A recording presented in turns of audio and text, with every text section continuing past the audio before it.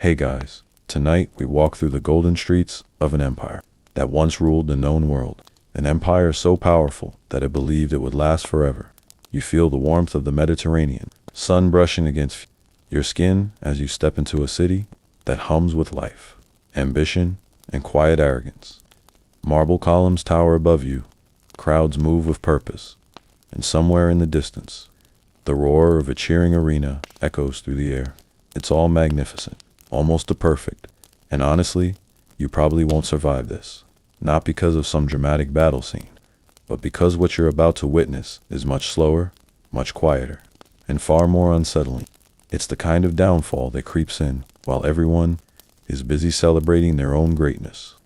So, before you get comfortable, take a moment to like the video and subscribe, but only if you genuinely enjoy what I do here.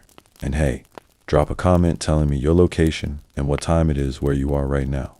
I always find it kind of surreal. People from all over the world, listening to the same story in completely different nights. Now, dim the lights. Maybe turn on a fan for that soft background hum, and let's ease into tonight's journey together. You stand at the heart of Rome, not the Rome you've seen in ruins or textbooks, but the Rome at its absolute peak. The air smells faintly of olive oil, dust, and something metallic like coins, passing endlessly from hand to hand. The streets are alive with merchants shouting prices, senators arguing politics, and soldiers marching in perfect rhythm. You watch as a legion passes by, armor gleaming, sandals striking stone in perfect sync. These are not just soldiers. They are the backbone of an empire that stretches across 3 continents, from the cold, misty lands of Britannia to the burning deserts of Egypt. Rome controls it all, and here's the thing: you can feel it. That quiet, intoxicating sense of invincibility. At this moment, Rome isn't just a city. It's an idea, a belief that order can dominate chaos, that civilization can tame the wild world beyond its borders. Roads stretch endlessly outward like veins, connecting distant provinces back to this beating heart. In fact, one of the most well-known historical facts about Rome is its vast network of roads, 400 kilometers, built with such precision that some of them still exist today. You imagine travelers moving along those road straders, messengers, generals, each carrying a piece of Rome's influence farther and farther into the unknown.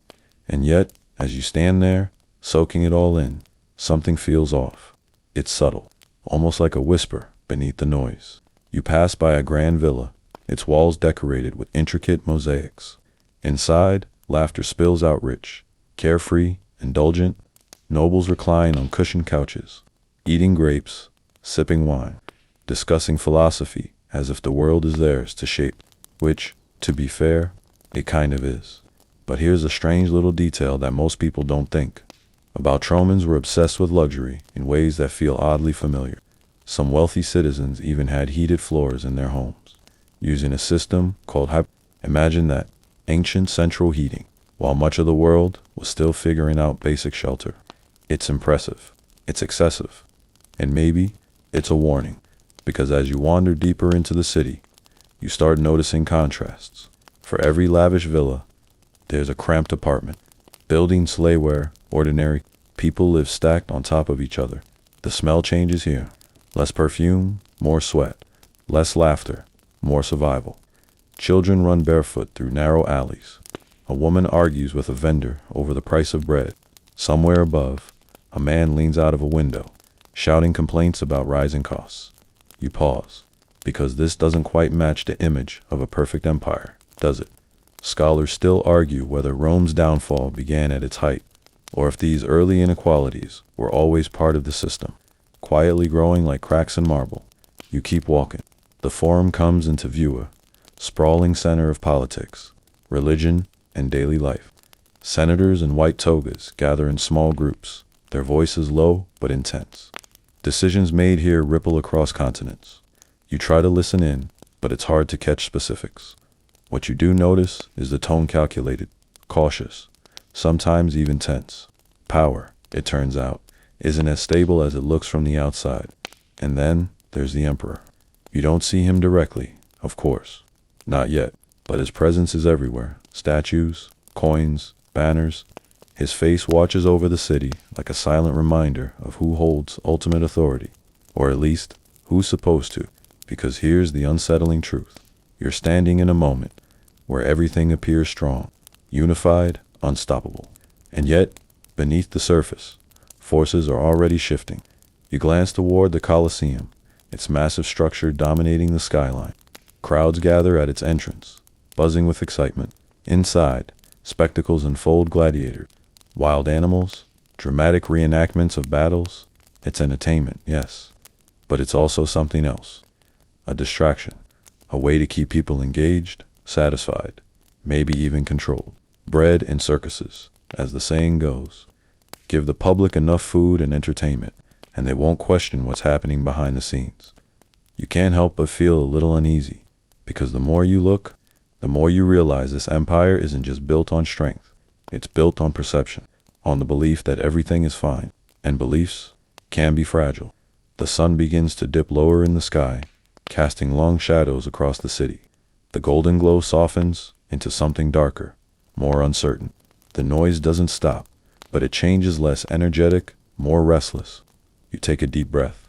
If you didn't know what was coming, you'd think this place would last forever, that nothing could possibly shake something this vast, this organized, this confident, but you do know, and that's what makes it eerie, because somewhere in this living, breathing empire, the first real cracks are already forming, not with a loud explosion or a dramatic invasion, but with small, almost invisible shifts. A decision here, a compromise there, a leader who isn't quite as strong as the last. Tiny moments, the kind no one notices at the time. You start to walk again, slower now, more aware. Every conversation, every glance, every shadow feels like a clue, like the beginning of something you can't quite see yet, but know is there. And as the city settles into evening, you realize something unsettling.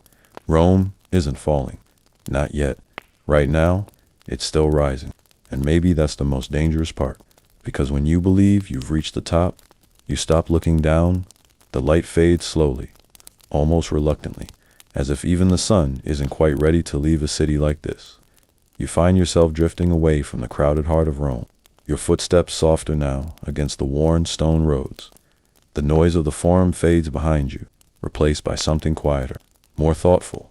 It's the kind of silence that doesn't feel empty, but layered like a place holding too many thoughts at once. You pass beneath an arch, its carvings telling stories of victories long past, generals immortalized in stone, enemies defeated, triumphs celebrated from a distance. It all feels permanent, unshakable, but up close, you notice something small, a crack. It runs faintly along the edge of the carving, barely visible unless you're looking for it, just a thin line, but enough to break the illusion. And that's when it hits you. Rome isn't perfect. Not really. You keep walking, and the city begins to change around you.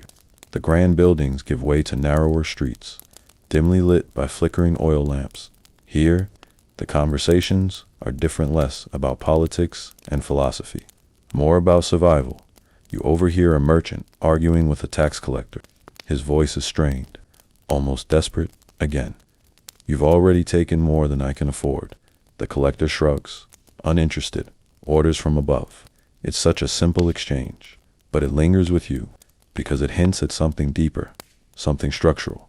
At its peak, Rome's economy was vast and complex, but it relied heavily on taxation, especially from its provinces.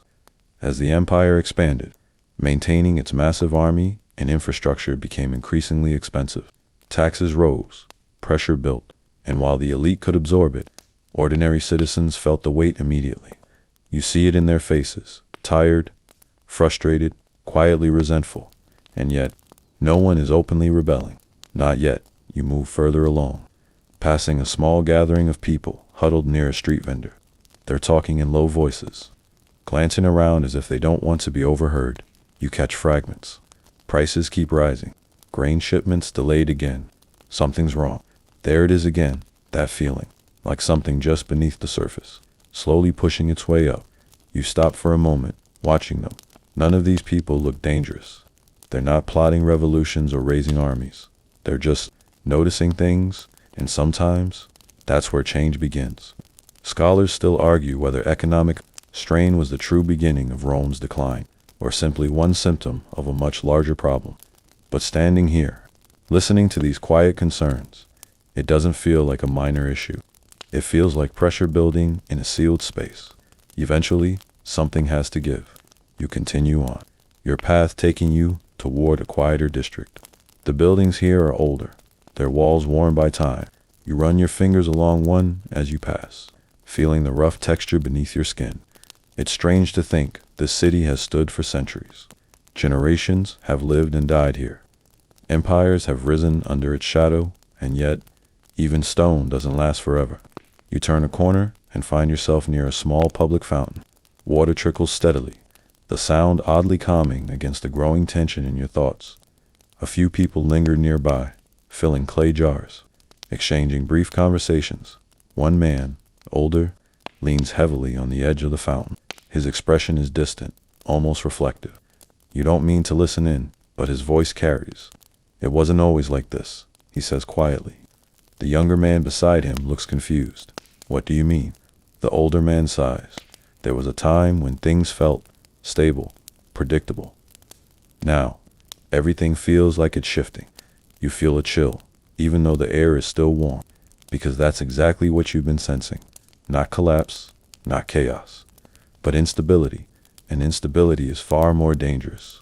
You leave them behind, your mind turning over their words as you walk. You begin to notice more of these small moments.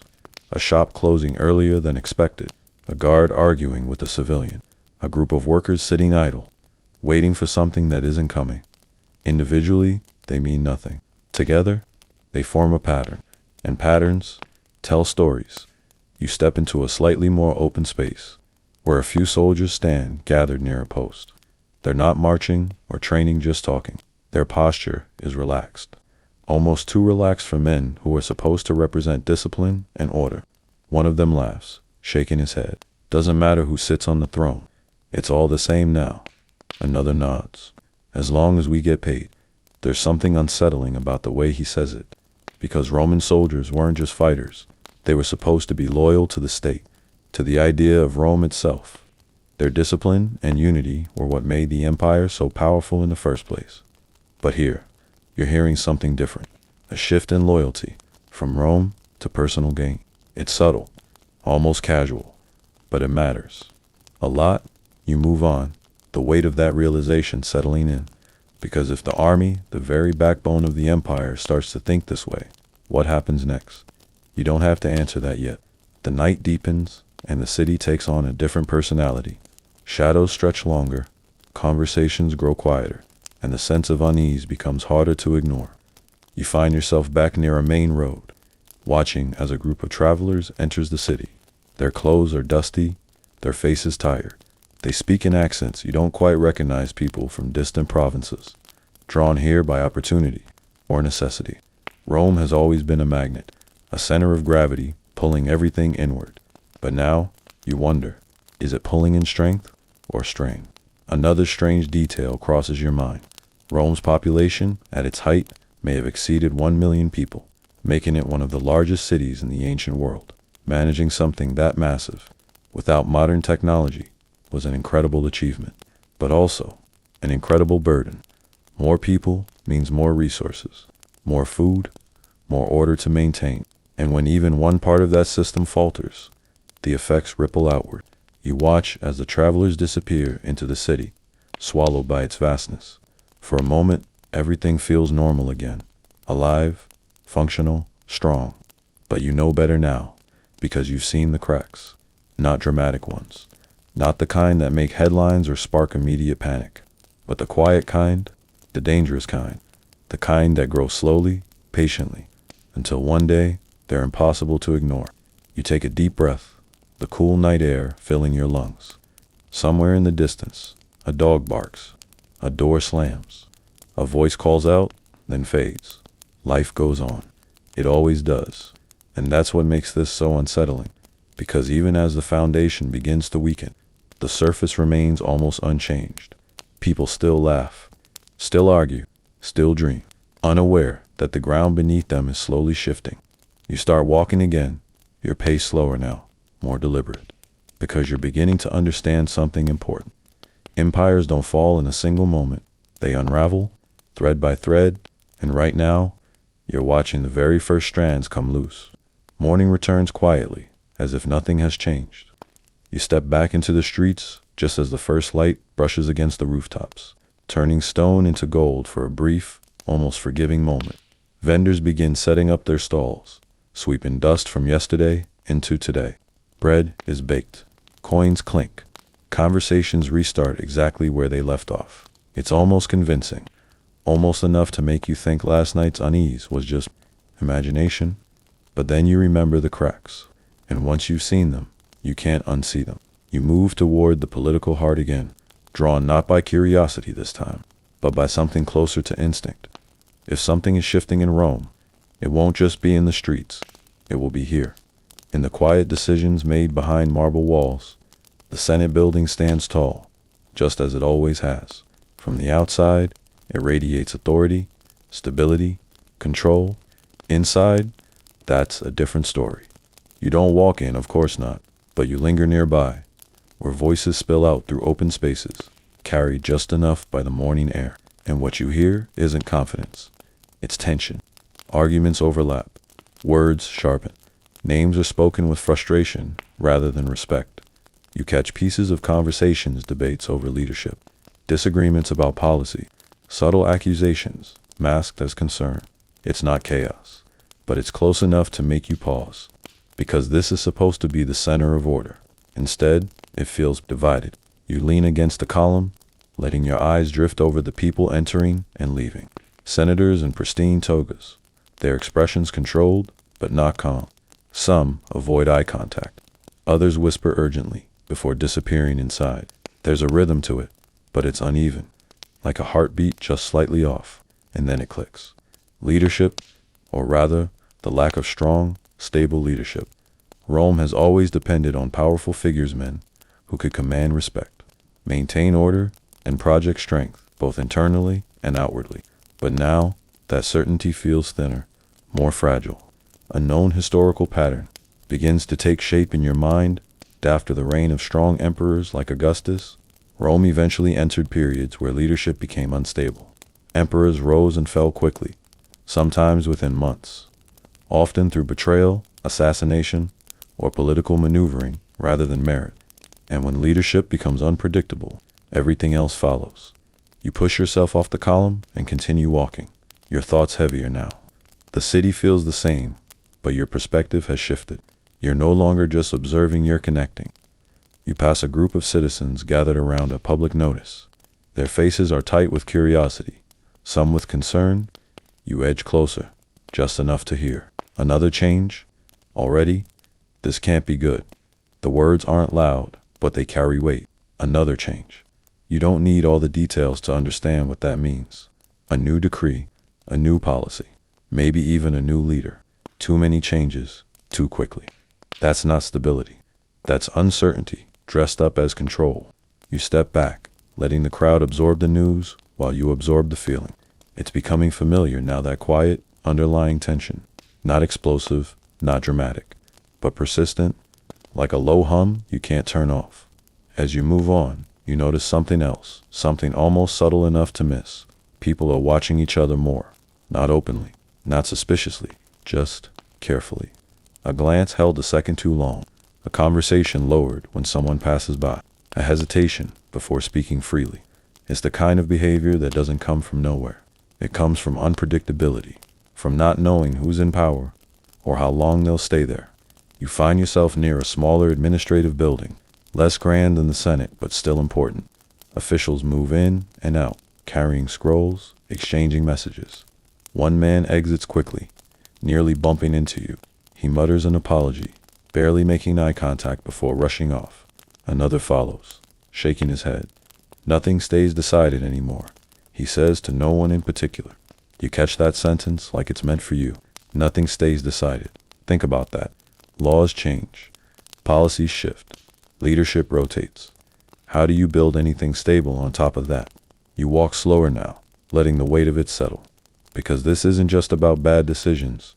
It's about inconsistency. and inconsistency erodes trust faster than almost anything else.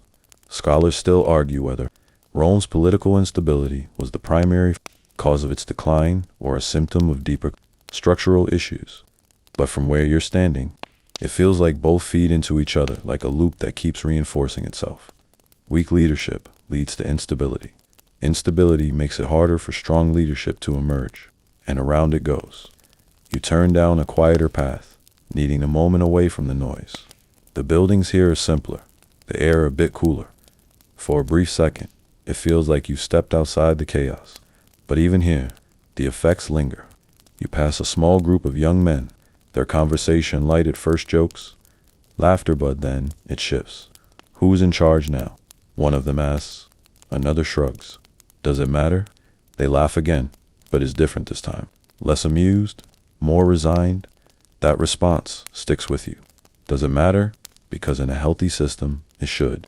Leadership should mean something. It should provide direction, confidence, a sense of continuity. But here, it's starting to feel interchangeable, replaceable, almost irrelevant. And that's dangerous. You continue walking, your thoughts looping back to the soldiers you saw the night before. Their casual attitude, their focus on pay rather than loyalty. At the time, it felt like a small detail. Now, it feels connected. If the people don't trust leadership, and the army doesn't respect it, what's holding everything together? You don't have an answer. Not yet. The sun climbs higher, and the city grows louder again.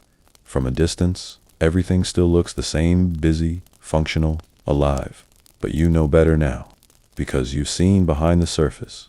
You've felt the hesitation in conversations, the tension in decisions, the quiet doubt in people's eyes. Rome isn't collapsing. Not yet, but it's drifting. Slowly, subtly, away from the stability that once made it unstoppable. You pause at the edge of a busy street, watching the flow of people move past you. For a moment, you imagine what this place looked like generations ago, when leadership was clear, when decisions felt solid, when the future seemed predictable. It must have felt different, stronger, safer. Now, it feels uncertain, and uncertainty has a way of spreading. One doubt becomes two, to become 10, and before anyone realizes it, confidence is gone. You take a slow breath, the noise of the city washing over you again. This isn't the fall. Not yet, but it's something just as important. The moment when people start to lose faith, and once that begins, it's very hard to stop. By midday, the city feels heavier, not louder, just denser. Like the air itself carries something unspoken. You move through it slowly, past shaded courtyards and sunlit plazas, noticing how the rhythm of Rome has shifted ever so slightly. The surface is still polished markets thriving, officials moving with purpose, citizens playing their roles, but underneath, something has changed. It's no longer just cracks, it's behavior. You drift toward a wealthy district again, almost instinctively. If power is changing Rome, you'll see it most clearly where power lives. The difference hits you immediately. Tall gates, guarded entrances, polished stone that reflects sunlight instead of absorbing it. Inside one open courtyard, a gathering unfolds, wealthy Romans reclining on cushioned couches, servants moving silently between them, trays of food and wine flowing endlessly. Laughter fills the space, but it feels different than before, less genuine, more forced. You pause near the entrance, just enough to observe without being noticed. One man, draped in fine fabric, gestures lazily as he speaks. Another estate near the coast. Better air, fewer problems. Another chuckles. Let the city deal with itself. They laugh again, and something about that lingers with you, because these are the people who shape Rome, the ones with influence, wealth, access, and they sound detached, disconnected from everything you saw last night. The struggling merchants, the rising taxes, the quiet tension in the streets. It's like they're living in a different world entirely. You move on, the echo of their laughter fading behind you. As you walk, you begin to notice more signs of this divide. Expensive goods displayed in shop windowsill, jewelry, rare imports, while just a few streets away, people argue over basic necessities. It's not new, exactly. Wealth gaps have always existed, but here, it feels wider, more extreme, and maybe more dangerous. a strange historical detail surfaces in your mind. Roman elites were known for their extravagant lifestyles, hosting massive banquets that lasted for hours, sometimes even days. Exotic foods, elaborate entertainment, endless indulgence. It was a display of status, of power, but also of excess. You can almost picture it filled with luxury while the rest of the city struggles quietly outside, and you start to wonder, at what point does comfort become blindness? You turn into a shaded street where the noise fades just enough for your thoughts to catch up with you. Because what you're seeing isn't just wealth, it's a shift in values, a slow movement away from discipline, duty, and shared responsibility, towards something more individual, more self. You pass a small shrine tucked into the corner of a building. A few offerings sit at its base, coins, simple tokens of faith. A woman kneels quietly, her head bowed, for a moment. Everything feels still, grounded. But then you hear voices again. Two men walking past, speaking just loud enough for you to catch. No one cares about honor anymore. Honor doesn't pay. They keep walking. You don't, because that exchange, it sticks. Honor doesn't pay. It's such a simple sentence, but it carries weight.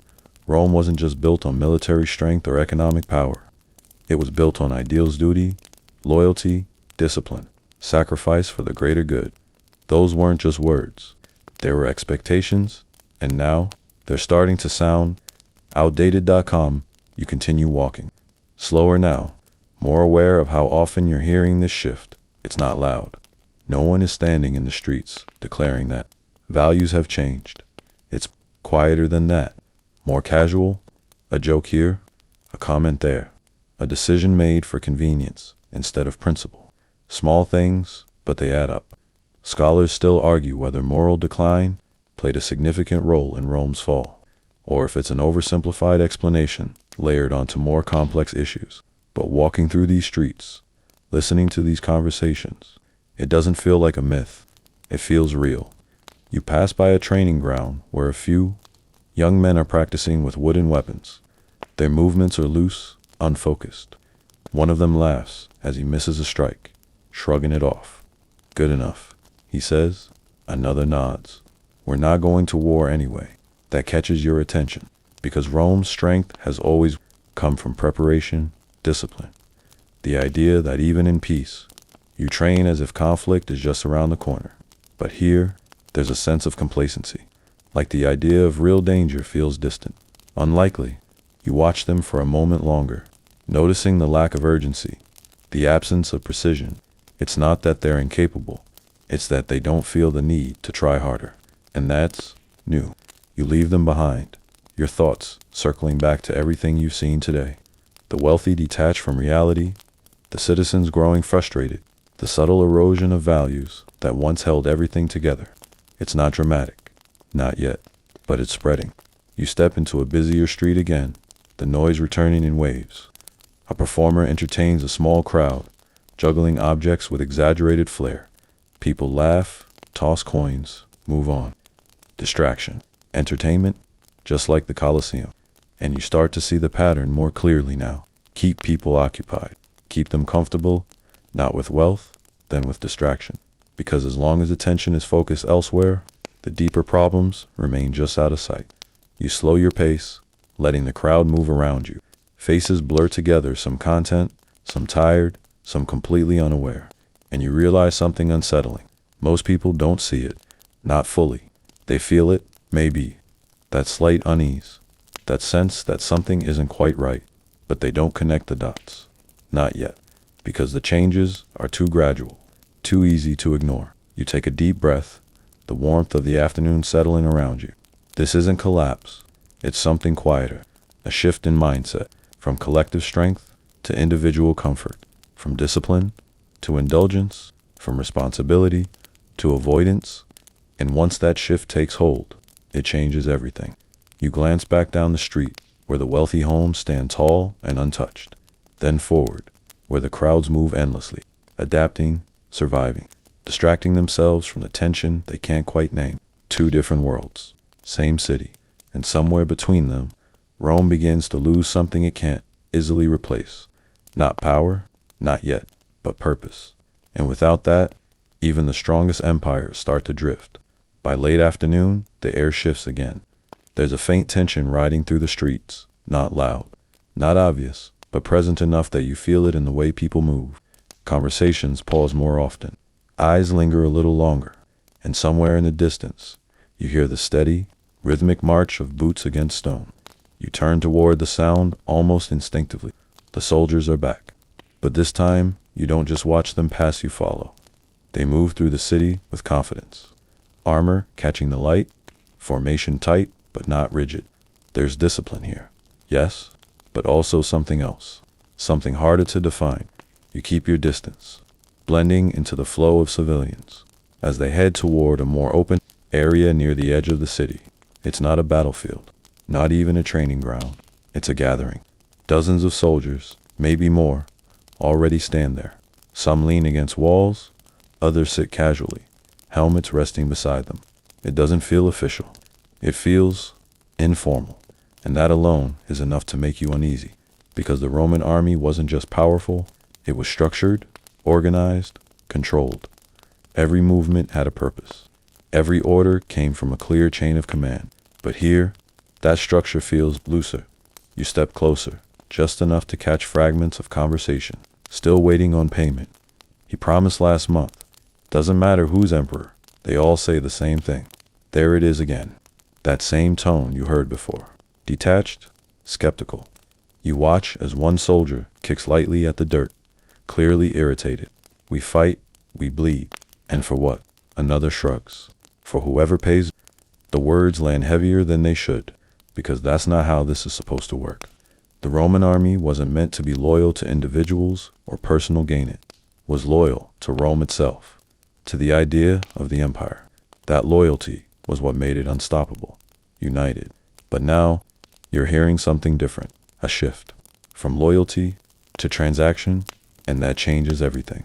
You lean back slightly, letting the realization settle in, because if soldiers begin to think this way, their allegiance becomes something that can be bought or influenced, then power itself becomes unstable. A known historical reality starts to take shape in your mind. During certain periods of the Roman Empire, especially in times of political instability, armies played a direct role in deciding who became emperor. Generals with loyal troops could seize power, sometimes without resistance, not through law, not through tradition, but through force. And suddenly, the conversations you're hearing don't feel casual anymore. They feel like early warning signs. You watch as a man approaches the group, well-dressed, not a soldier. His presence changes the atmosphere slightly. Conversations quiet down, attention shifts. He speaks in a low voice, too quiet to hear clearly. But you notice something else. The way the soldiers respond, not with strict discipline, but with interest, curiosity. One of them nods slowly. Another crosses his arms, listening carefully. This isn't an order, it's a negotiation. And that thought alone sends a chill through you, because when soldiers begin negotiating their loyalty, the balance of power shifts, away from institutions and into the hands of whoever can offer the most. Money, influence, promises. You step back, the scene unfolding in your mind more clearly now. This isn't just about unpaid wages or frustration. It's about control. Who really holds it? The emperor, the senate, or the men with swords who decide whether orders are followed at all? You turn away slowly. The weight of that question, following you as you leave the gathering behind. The city feels different now, heavier, more uncertain. You pass a group of civilians, watching the soldiers from a distance. Their expressions are mixed, some curious, others uneasy. One man mutters under his breath, "Too many of them, not enough order." Another shakes his head. As long as they stay calm, that's the hope. But it's not a guarantee. You continue walking, your pace steady, but your thoughts racing. Because everything you've seen so far, the economic strain, the shifting values, the unstable leadership, it all connects here. In the army, the backbone of Rome. And if that backbone starts to bend, what happens to everything built on top of it? You move through a quieter part of the city, the noise fading just enough for reflection. The sun hangs lower now, casting long shadows that stretch across the streets like silent warnings. You think back to the young men training earlier, their lack of urgency, their casual attitude. At the time, it seemed like complacency. Now, it feels like part of a larger pattern, a gradual weakening of discipline, not because they can't be strong, but because they don't feel the need to be, and that's far more dangerous. A strange detail surfaces: Roman soldiers were once required to maintain incredibly strict standards, from physical conditioning to equipment upkeep. Their discipline was legendary, often giving them an edge, even against larger forces.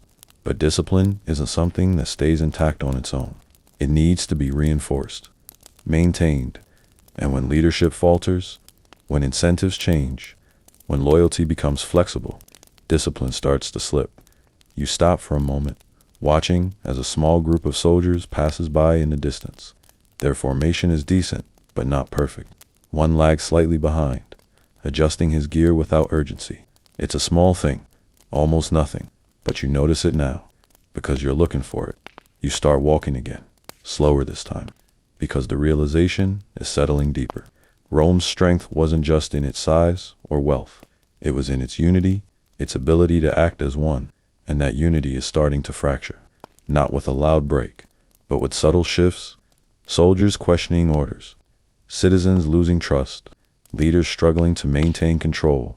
Each one alone might not matter, but together, they create something unstable. Scholars still argue whether the militarization of politics was a cause or a consequence of Rome's decline. But standing here, watching these small changes unfold, it doesn't feel like a distant theory. It feels immediate, real. You reach the edge of a busy intersection, where the city's energy pulses once more. People move quickly, focused on their own lives, their own concerns. From the outside, everything still works, still functions, still holds together. But now you know what's underneath. You've seen the soldiers gather without command, heard the way they talk, felt the shift in their loyalty. And once that changes, everything else becomes uncertain. The sun dips lower, the sky beginning to soften into evening again. Another day in Rome comes to a close, but it doesn't feel like just another day. It feels like momentum, like something slowly building, because power is no longer sitting firmly in one place. It's moving, shifting, becoming something less stable, less predictable. And the people who should be protecting the empire are starting to look like they might decide its future instead. You take a slow breath, the cool air returning. This isn't the fall, not yet, but it's getting closer. Because when the army stops being a shield and starts becoming a player, the rules change. The next morning doesn't feel as calm. You notice it immediately, not in anything obvious, but in the way the city wakes up. There's less rhythm, more hesitation. Shops open a little later. Voices carry a sharper edge.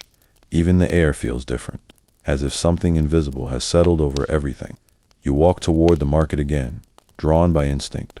If something is wrong in Rome, it always shows up here first. The difference is subtle, but undeniable. Prices are being argued more aggressively. Transactions take longer. People don't just be, they question. They hesitate. They calculate. You stop near a grain stall, where a small crowd is gathered.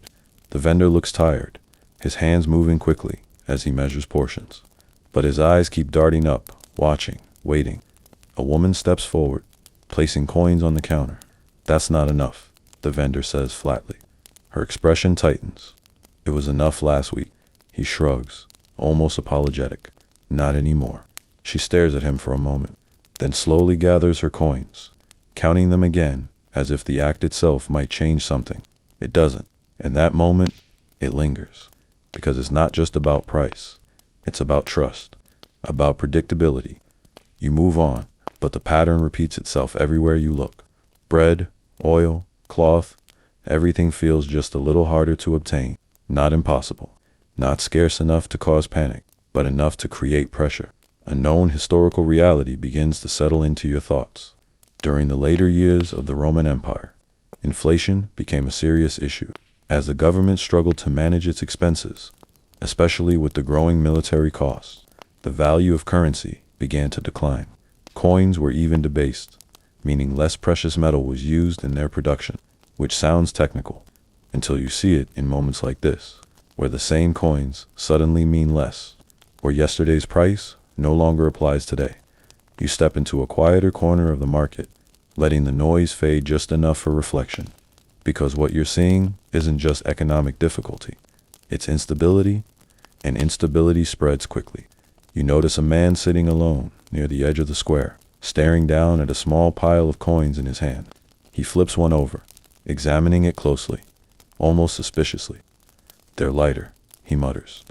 You pause, because that's not something people say casually. Another man nearby overhears, "Of course they are. They've been cutting them for years." He laughs, but there's no humor in it. Same coin, less value. That's how they keep things going. You feel a quiet shift in your chest, because now it's not just happening. People are noticing. And once people start noticing, it's harder to ignore. You walk again, slower this time, taking in the details you might have missed before. The tension isn't loud, but it's everywhere. A merchant double-checking weights. A customer hesitating before handing over money. A conversation that ends just a little too quickly. Each moment, small, each one adding up. Scholars still argue whether economic collapse was the primary driver of Rome's fall, or simply one of several interconnected factors. But here, right now, it doesn't feel like a side issue. It feels central, because everything depends on it. Food, trade, stability, even loyalty. You think back to the soldiers, their complaints about payment. If money loses value, what happens to their loyalty then? The thought sits heavy. You leave the market behind, the noise fading into the background as you move toward a more residential area. The streets are quieter here, but the tension hasn't disappeared. It's followed you. A door slams somewhere above. A voice rises, then drops. You can't make out the words, but the tone is clear.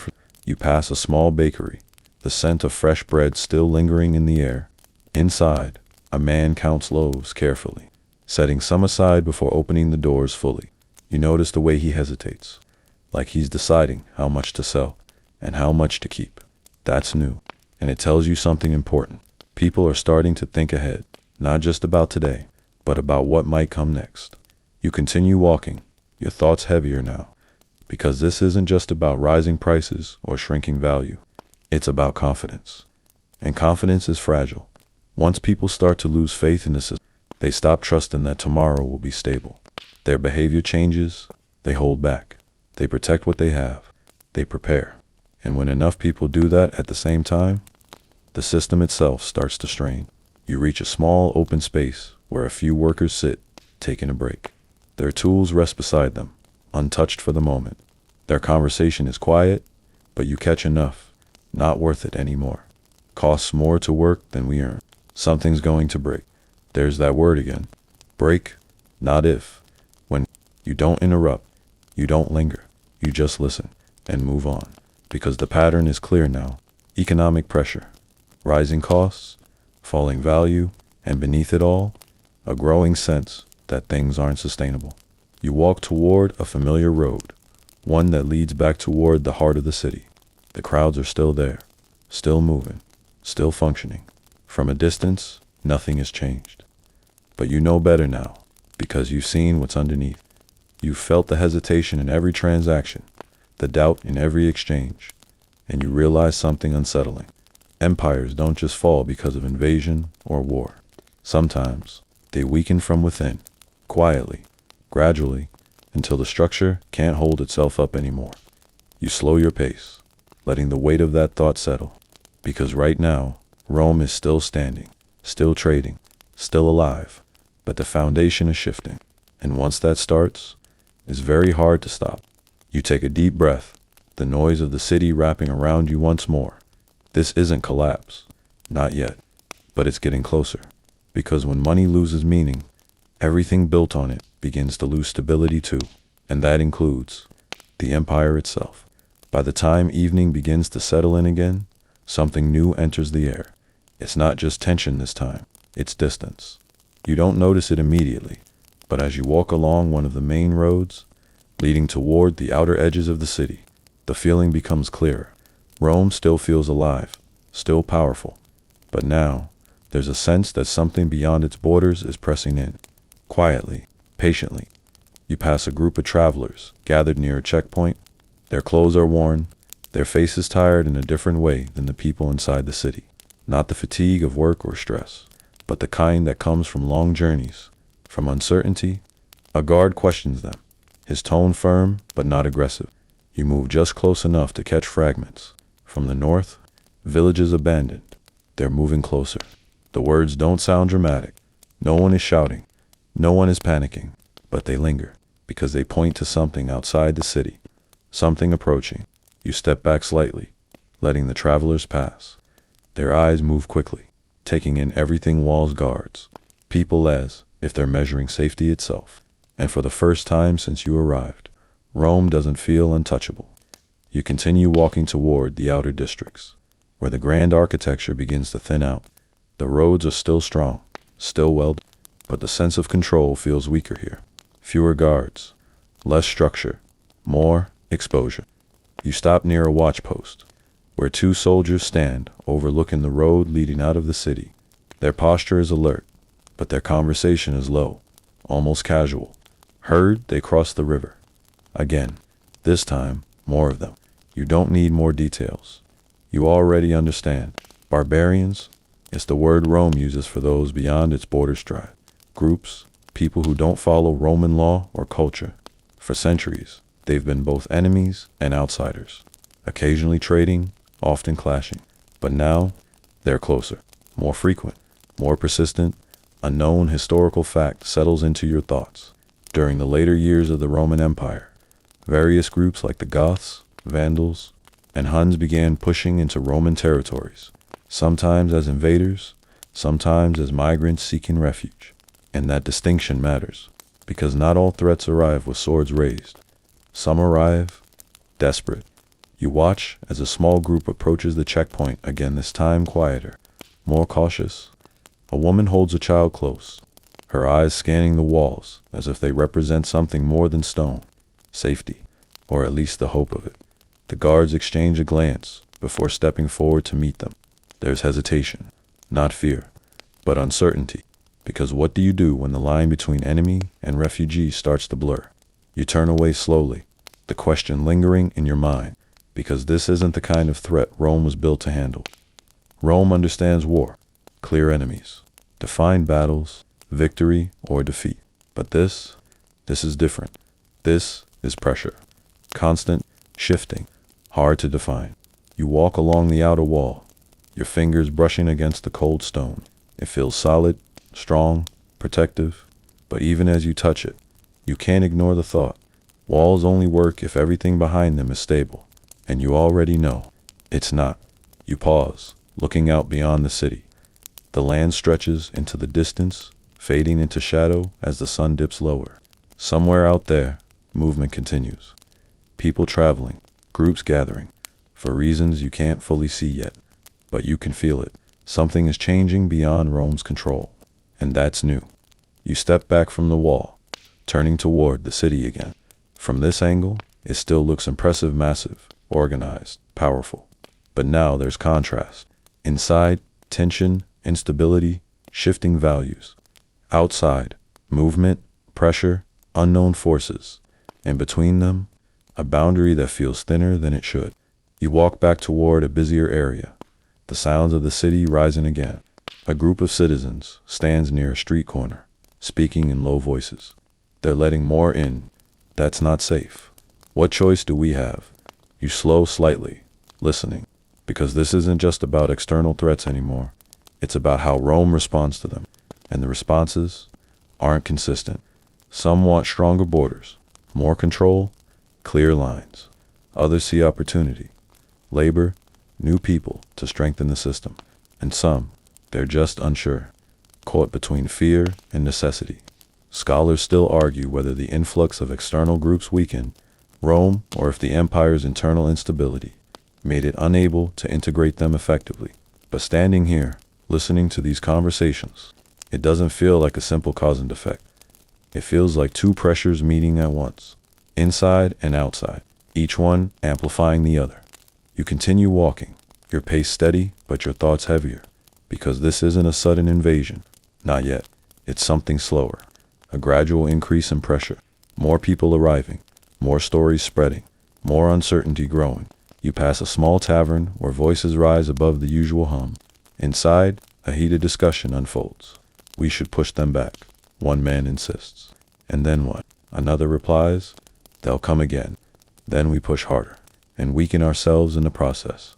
The argument continues. Voices overlapping, frustration building. You don't stay long. You don't need to, because you've already heard enough. There's no clear answer, no unified response, just opinions. Divided and division weakens action. You step back into the street, the evening settling deeper now. Lamps flicker to life, casting soft pools of light across the stone. The city continues as it always does. People moving, talking, living. But now, there's something else layered beneath it. Awareness, not full understanding, but awareness that something is changing beyond the walls, and that Rome might not be as untouchable as it once believed. You take a slow breath, the cool air filling your lungs. This isn't the fall. Not yet, but it's pressure from the outside, and pressure, when combined with weakness inside, doesn't just stay contained, it builds, until eventually, something gives. Night settles over Rome again, but tonight feels different. Not darker, not quieter, just more divided.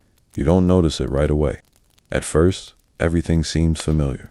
The glow of oil lamps flickers against stone walls, shadows stretch across narrow streets, and the city continues its endless rhythm. But as you walk, something begins to stand out. Not cracks, not tension. Division. You find yourself near a large administrative building where a small group of officials stands gathered under torchlight. Their conversation is controlled. Careful, but there's an edge to it. It's too much to manage from here. The distances alone. We need a different approach. You slow your steps, letting their words settle, because what they're talking about isn't small. It's structural. The Roman Empire has grown vast, almost too vast, spanning continents, cultures, climates. What once felt like strength now feels like strain. A known historical turning point begins to form in your thoughts eventually. The Roman Empire would be divided into two main parts, the Western Roman Empire and the Eastern Roman Empire. This division was meant to make governance easier, more efficient, but like most solutions born from pressure, it came with consequences. You move on, your mind already connecting the dots, because dividing something doesn't just make it manageable, it changes it. You walk toward a more central road, where activity still buzzes despite the late hour. A messenger rushes past you, clutching a scroll tightly, his pace urgent. Another follows in the opposite direction. Information is moving quickly, maybe too quickly. You pause near a public notice board where a few citizens have gathered. Their faces are lit by torchlight, expressions shifting as they read. Separate administrations, different rulers. This doesn't feel right. You feel it too, because for all its size, Rome has always operated on a single idea, unified power, a central authority, one empire. Splitting that, it's not just logistical, it's psychological. You step back, watching as the crowd slowly disperses. Some seem relieved, maybe they believe this will bring order. Others look uncertain, as if something important is being lost. And maybe it is. You continue walking, the city unfolding around you in layers. In one direction, wealth and structure still dominate. In another, the edges feel thinner, less controlled. It's like two versions of Rome are starting to exist at the same time, side by side. You pass a group of soldiers standing near a post. Their conversation is quieter than before, but you catch enough. Orders coming from the east now, or was it west? Doesn't matter. Just follow whoever signs the pay. There's that word again. Pay, not loyalty, not unity. Just whoever holds control in the moment, and suddenly, the idea of division feels even more dangerous. Because if the empire splits, where does loyalty go? You walk on, your thoughts circling. Because dividing power doesn't just create efficiency, creates comparison. Which side is stronger? Which leader is better? Which system works? And once those questions start, competition isn't far behind. Scholars still argue whether the division of the empire was a necessary adaptation or a critical mistake that accelerated its decline. But standing here, watching these early signs of separation, it doesn't feel like a clean solution. It feels messy, uncertain, human. You turn into a quieter street where the noise fades just enough for reflection. A small group of citizens sits outside a building, their conversation low but steady. The East is richer anyway, better trade routes, maybe they'll be fine. And us? That last question hangs in the air, unanswered. You don't stay long, but it follows you, because that's the real danger of division, not just splitting power, but splitting confidence. You move back toward a busier area, where life continues as if nothing has changed. A performer plays music, a small crowd gathers, coins exchange hands. Distraction, familiar, comforting. But now, you see it differently, because while the surface stays the same, the structure underneath is shifting. You glance toward the distance, where the city stretches endlessly, its lights blending into the horizon. Somewhere out there, decisions are being made, lines drawn, roles assigned, power redistributed, and the people, they're still adjusting, trying to understand what it means. You pass by a merchant closing his shop for the night. He locks the door carefully, glancing around before stepping away. 2 empires, he mutters to himself, or none at all. You feel that because it captures the uncertainty perfectly. Division can bring clarity, or it can weaken everything. You continue walking, your pace slower now, your awareness sharper. Every conversation, every glance, every small shift feels connected, because this isn't just a change in administration, it's a change in identity. Rome has always been one. Now, that certainty is fading. You stop for a moment at the edge of a small plaza, watching as people move through a teach, one carrying their own thoughts, their own concerns. Some don't notice the shift, some feel it but don't understand it, and some, they're starting to question everything. You take a deep breath, the cool night air steadying your thoughts. This isn't collapse, not yet, but it's transformation, and not all transformations lead to strength. Some lead to fragmentation. You look up at the sky, dark and endless. The city's glow barely touching its edges. Rome still stands, still powerful, still alive, but now it's divided, not fully, not officially, but in thought, in direction, in loyalty, and once that division takes hold, it doesn't stay contained. It spreads, quietly, slowly, until one day, you don't recognize what it used to be. The night stretches on, but something fundamental has shifted.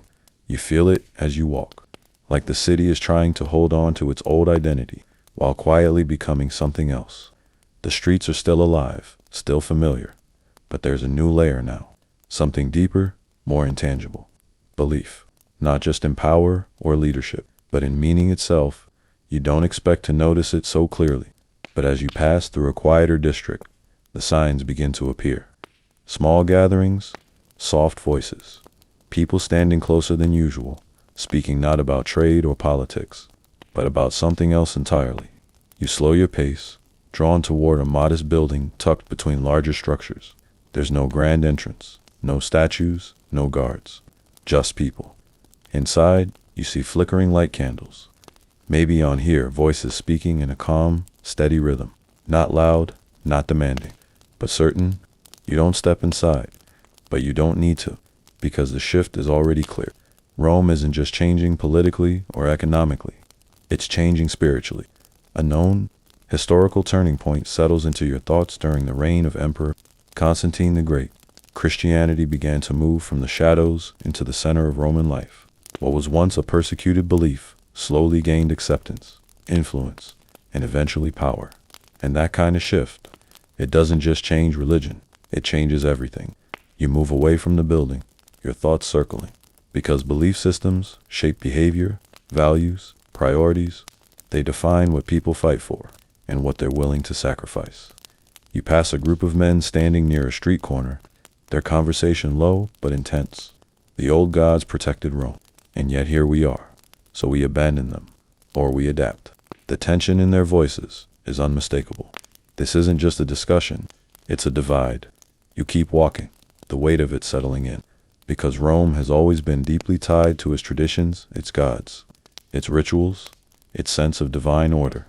But now, that foundation is shifting, not collapsing, but evolving. And evolution, especially when it happens quickly, creates uncertainty. You turn into a broader street where a larger temple stands, illuminated by torchlight. People move in and out, offering prayers, leaving offerings, following rituals that have existed for generations. It feels steady, familiar. But even here, something feels different. Attendance is thinner than you might expect. Conversations are quieter. Some people move through the motions without the same conviction.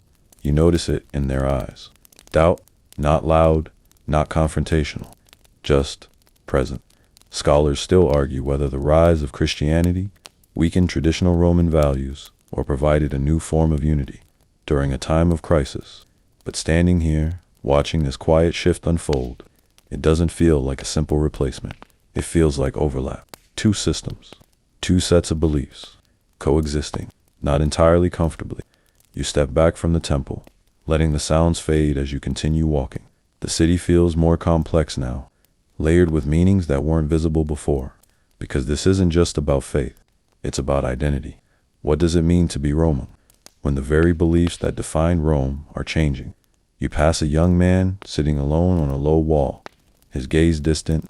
In his hands, he holds a small object, something simple, symbolic. He turns it over slowly, as if weighing its meaning. You don't ask what it is. You don't need to, because you've already seen enough to understand. People are searching for stability, for answers, for something that feels certain in a world that no longer does. You move on, your thoughts weaving together. Everything you've experienced so far, the political instability, the economic strain, the shifting values, the growing external pressure, and now, a change in belief. It's not one thing, it's everything, all at once. You reach a small open space where a few individuals stand in quiet conversation. Their voices are calm, but their words carry weight. This is a new beginning, or the end of something old. Maybe both. You feel that because it captures the moment perfectly. This isn't just decline, it's transformation. But transformation doesn't guarantee improvement. Sometimes it creates confusion. You continue walking, the city unfolding around you in soft shadows and scattered light. A distant chant echoes briefly, then fades. Somewhere else, laughter rises, then disappears into the night. Life goes on. It always does. But the meaning behind it, that's shifting. You pause for a moment, looking up at the sky. The stars are faint, barely visible against the glow of the city, but they're there. Constant, unchanging, unlike everything below. You take a slow breath, because this shift, this movement in belief, it's quieter than war, less visible than economic collapse, but just as powerful, because when people change what they believe, they change how they act, what they value, what they defend, and what they're willing to let go. You lower your gaze, returning to the streets. Rome still stands, still functions, still holds together. But now, it's not just divided by power or wealth. It's divided by meaning. And that kind of division runs deep. You start walking again, your pace steady, your thoughts heavier. This isn't the fall, not yet, but it's a shift that changes everything that comes next.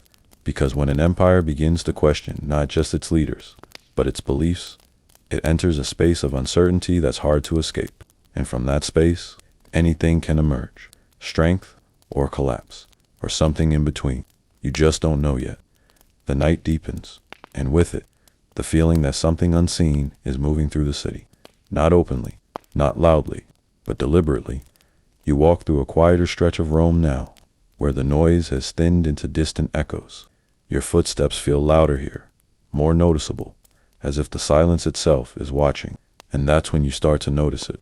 Not the crowds, not the markets, but the spaces in between, the places where conversations happen just out of reach. You pass a narrow alley where two figures stand close together, their voices barely above a whisper. You can't hear the words, but you see the gestures, quick, controlled, cautious.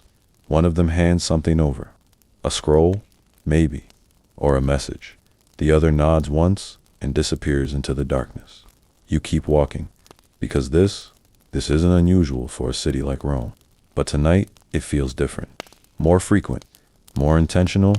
You turn onto a broader street, where a few lanterns cast long shadows across the stone. A man stands near the edge, pretending to examine a stall that's already closed. His eyes, though, they're watching, not casually, carefully. You move past him, pretending not to notice. But the feeling follows you. That sense of being surrounded, not by chaos, but by quiet calculation. You start to realize something unsettling. Power in Rome isn't just shifting in public spaces in the Senate, in the army, in the markets. It's shifting in private, behind closed doors, in whispered conversations, in decisions made far away from the eyes of the people. You slow your pace, your mind connecting the fragments, because where there's instability, there's opportunity. And where there's opportunity, there are always those willing to take it. You pass by a large residence, its outer walls plain, but well. Inside, faint light spills through narrow openings. Voices drift out low, controlled, deliberate. You pause just long enough to catch a single phrase. It has to happen soon. Your chest tightens slightly, because that doesn't sound like discussion. It sounds like planning. You move on quickly, the weight of that moment settling in, because this isn't just about disagreement or tension anymore. This is about intention. Hidden, strategic, dangerous. A known pattern begins to form in your thoughts. Rome's political history is filled with conspiracies, betrayals, and sudden shifts in power. Emperors assassinated, alliances formed and broken overnight. Power rarely changed hands cleanly, and in times of instability, those patterns become more frequent, more intense. You step into a dimly lit courtyard, needing a moment to breathe. The noise of the city fades just enough for your thoughts to surface clearly, because everything you've seen so far, the economic strain, the weakening leadership, the shifting values, the restless army, the external pressure, the division of the empire, the change in belief, it all leads here. To this, the moment where people stop waiting and start acting.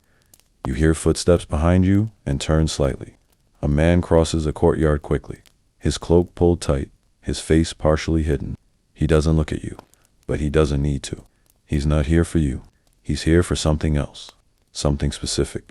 You watch him disappear into another passage, and the silence returns. But it's not empty. It's loaded. You leave the courtyard, stepping back into the street.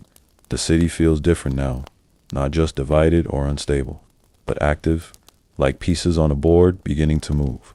You pass a small group of citizens, speaking in hushed tones.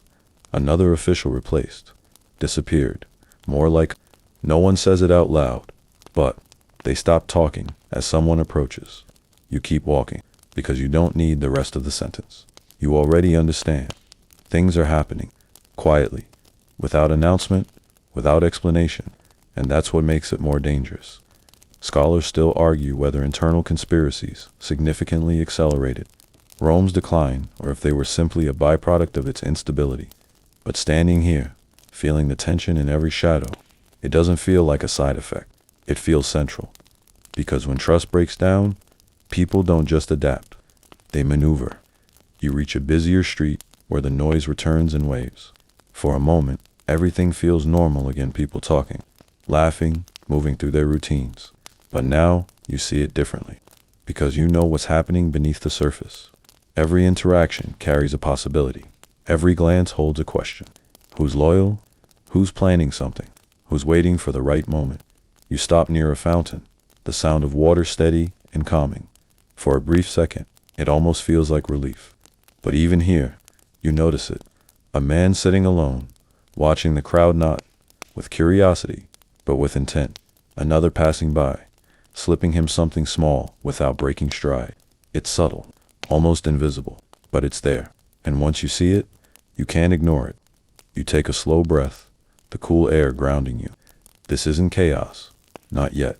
It's something quieter, more controlled, more dangerous, because chaos is loud. It announces itself. But this is silent, strategic, and it spreads without warning. You step away from the fountain, your mind steady but alert, because now you understand something important. Rome isn't just weakening, it's being reshaped from within by people who see the cracks and are choosing to use them, not fix them, use them. The thought lingers as you walk, the city stretching out before you like a puzzle that's slowly coming apart. This isn't the fall, not yet, but it's the stage before it, the moment when everything is still standing, but no longer secure, because once betrayal becomes a tool and trust becomes a risk, the foundation doesn't just crack, it shifts, and when it shifts far enough, Everything above it starts to move to. The city feels quieter tonight, not because there are fewer people, but because something has changed in the way they move. The energy that once felt confident, almost arrogant, now feels restrained. Careful. You walk slowly, noticing how conversations stop just a little sooner, how laughter doesn't linger as long, even the sounds of the city footsteps. Distant voices, the occasional clatter feels softer, like they're being held back, as if Rome itself is becoming cautious. You pass a group of older men sitting along a stone bench, their posture relaxed, but their expressions thoughtful. They're not speaking loudly, but their voices carry just enough. It wasn't like this before. People used to care more. There was pride. You pause just long enough to let the words settle, because this isn't about politics or money. This is something deeper. Values. You move on, your mind circling the idea, because Rome wasn't built overnight. It wasn't just conquered into existence. It was shaped by discipline, by duty, by a shared belief that being Roman meant something worth protecting. But now, that belief feels thinner. You turn into a familiar street where earlier you saw young men training. They're still there tonight, but the energy is different, less structured, more scattered. One leans against a wall, barely holding his practice weapon. Why bother? He says half. No one's coming. Another shrugs. And if they do, someone else will handle it. There's no urgency in their voices, no sense of responsibility, just assumption. And that's what catches your attention, because Rome's strength didn't come from assuming someone else would act. It came from knowing that everyone had a role to play. You watch them for a moment longer, noticing the lack of focus, the casual movements, the absence of discipline that once defined Roman training. It's not that they can't be better, it's that they don't feel the need to be, and that's far more dangerous. A known historical idea forms in your thoughts. Roman society once placed heavy emphasis on virtues, like discipline, gravitas, seriousness, and virtues, courage and character. These weren't just ideals, they were expectations, deeply embedded in culture. But culture isn't fixed, it changes. And when those core values begin to fade, the system they supported begins to weaken too. You leave the training ground behind, your steps slower now, because what you're seeing isn't dramatic, it's subtle. A shift in mindset, from responsibility to comfort, from effort to ease. You pass a merchant closing his stall, counting his earnings with a tired expression. He glances at a young boy nearby, who's lazily sweeping the ground. Do it properly, the merchant says. The boy shrugs. It's good enough. That phrase again, good enough. It echoes in your mind as you continue walking, because good enough isn't what built Rome. Precision did, discipline did, consistency did. But now, those standards are slipping. Not all at once, not everywhere, but enough to notice. You step into a quieter area, where the noise fades into a soft background hum. A small group of people sits together, sharing food, their conversation low but steady. No one enforces anything anymore. Rules change, or no one follows them. What's the point? You don't interrupt. You just listen. Because the pattern is clear. When values weaken, rules lose meaning. And when rules lose meaning, order becomes harder to maintain. Scholars still argue whether the decline in traditional Roman values was a major cause of the empire's fall, or simply a reflection of deeper, systemic issues. But walking through these streets, hearing these conversations, it doesn't feel like a secondary factor. It feels foundational, because values shape behavior, and behavior shapes outcomes. You continue walking, your thoughts connecting everything you've seen so far. The unstable leadership, the economic strain, the restless army, the external pressure, the shifting beliefs, and now, the erosion of values. It's all connected, each one reinforcing the other. You reach a small public square, where a few people linger despite the late hour. A performer attempts to entertain, but the crowd is thin, their attention scattered. Even distraction feels less effective now. You watch for a moment, then look away, because something feels different, not just in the city, but in the people. There's less certainty, less pride, more hesitation. You pass a soldier standing alone near the edge of the square. His posture is relaxed, almost careless. His armor isn't as polished as it should be. It's a small detail, but you notice it, because earlier, you might not have. Now, you're looking for signs. And there, everywhere. You step closer, just enough to hear him mutter under his breath, "Not worth the effort." He doesn't say it loudly. He doesn't need to, because it reflects something larger. A shift in mindset that's spreading quietly through the system. You move on, the weight of that realization settling deeper, because effort is what maintains systems. It's what keeps structures stable, even when pressure builds. And when effort fades, things don't break immediately. They weaken, slowly, gradually, until one day they can't hold anymore. You walk toward the edge of the square, where the shadows deepen and the noise fades. The city stretches out before you, still standing, still functioning. But now, it feels different, less certain, more fragile. You take a slow breath, the cool night air steadying your thoughts. This isn't collapse, not yet, but it's something just as important. The loss of something intangible, something that doesn't show up in buildings or armies or coins, but matters just as much. Belief, not in religion this time, but in the system itself, in the idea that Rome is worth maintaining at its highest standard. And once that belief begins to fade, everything else becomes harder to sustain. You look back at the street behind you, where life continues in small, quiet ways. People still move, still talk, still live. But something is missing, something subtle, something essential. And without it, even the strongest empires begin to drift. The next day doesn't arrive with urgency. It slips in quietly. Like everything else has been no alarms, no sudden changes, just light creeping over rooftops, touching stone that has seen centuries of certainty. But today, you notice something different. Not in the sky, not in the streets. In the edges, you find yourself drawn once again toward the outer parts of the city, where Rome meets the unknown, where structure fades just enough for reality to press through. The walls are still there, of course massive, imposing, built to last. Guards stand at intervals, watching the roads, maintaining the illusion of control. But now that you've seen everything else, you look at these walls differently, not as protection, but as pressure points. You walk slowly along the perimeter, your hand brushing against the cold stone. It feels solid, unyielding, but even the strongest walls rely on what stands behind them, and you already know that part isn't as strong as it should be. You stop near a watchtower, where two soldiers stand overlooking the land beyond. Their posture is alert, but their conversation is low, almost tired. We're stretched thin, too many roads, not enough men. They're not even trying to hide anymore. You glance out beyond the wall. At first, you don't see anything unusual, just land stretching into the distance. But then, subtle movement, small groups, smoke rising faintly where it shouldn't, activity, not organized like an army, but present, constant. You feel it again, that sense of pressure from the outside. Only now, it feels closer. You step back from the wall, your thoughts settling into something heavier, because this isn't just about external threats anymore. It's about capacity. Rome's borders are vast, far too vast to monitor perfectly. Roads stretch in every direction, connecting distant lands to this central point. A known historical reality begins to take shape at its height. The Roman Empire's borders extended thousands of kilometers, making it incredibly difficult to defend every region equally. As resources stretched thinner, some areas inevitably became more vulnerable, and vulnerability doesn't stay isolated. You walk toward a nearby gate, where a small group of travelers waits to enter. The guards check them, but not as thoroughly as you might expect.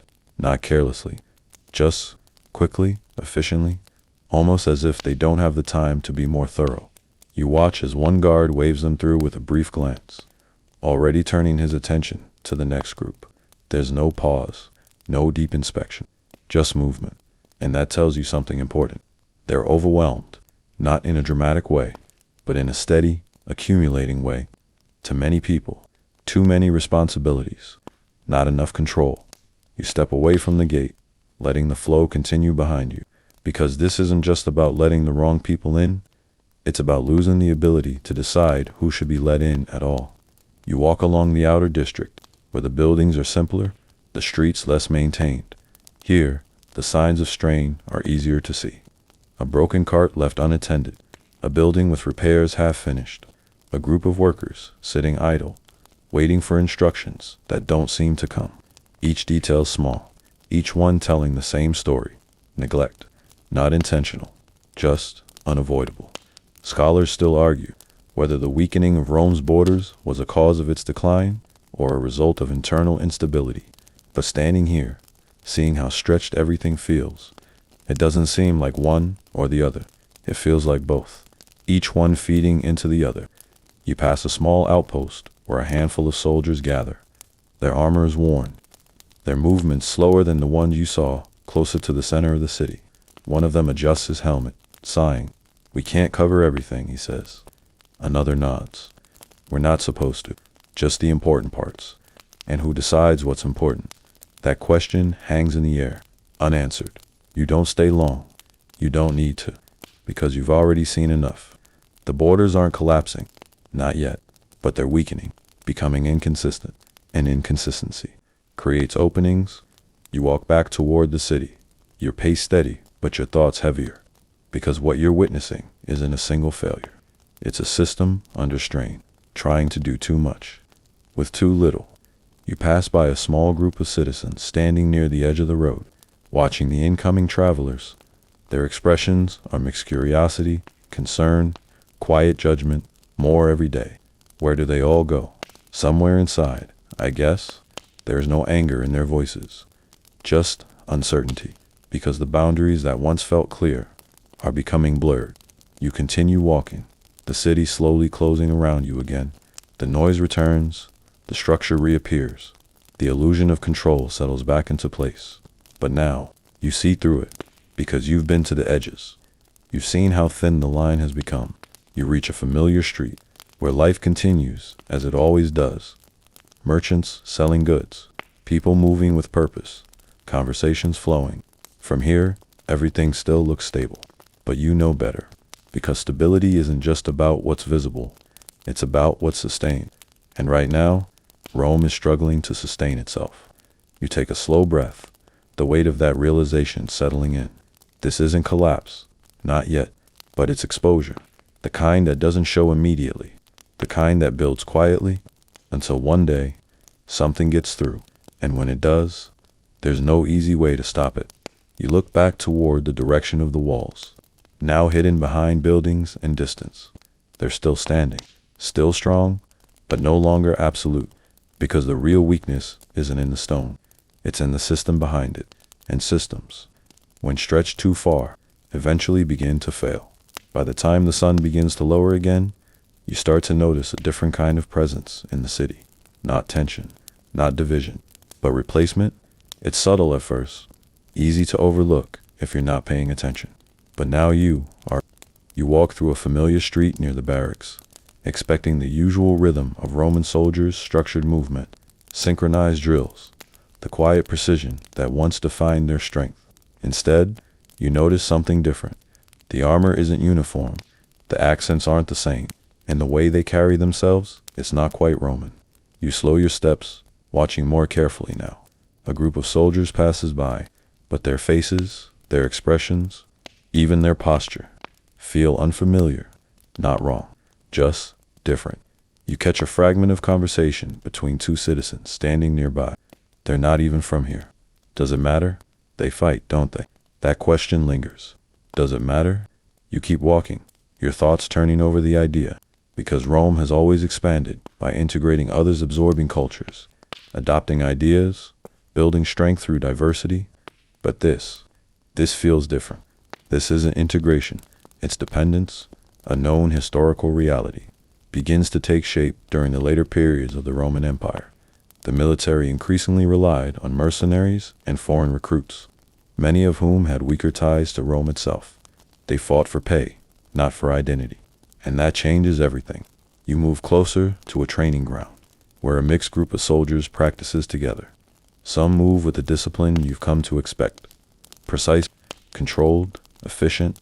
Others, less so. Their movements are looser, less synchronized. Not ineffective, but not unified either. You watch as one gives an order, and the response is delayed. Not out of defiance, just hesitation. A lack of instinctive coordination. It's small, but it matters. Because Rome's strength has always come from unity. Not just fighting together, but thinking the same way, acting as a single force. And now, That unity feels fractured. You step back, letting the scene settle in your mind, because this isn't about ability. These soldiers are capable, strong, experienced, but their connection to Rome, that's less certain. You turn away, walking toward a busier street. The city feels the same on the surface, people moving, trading, living, but now. You notice how often these unfamiliar faces appear. At gates, on patrol, even in places where you'd expect long-standing Roman presence. You pass a small group of citizens watching a patrol go by. Their expressions are quiet, but you catch enough.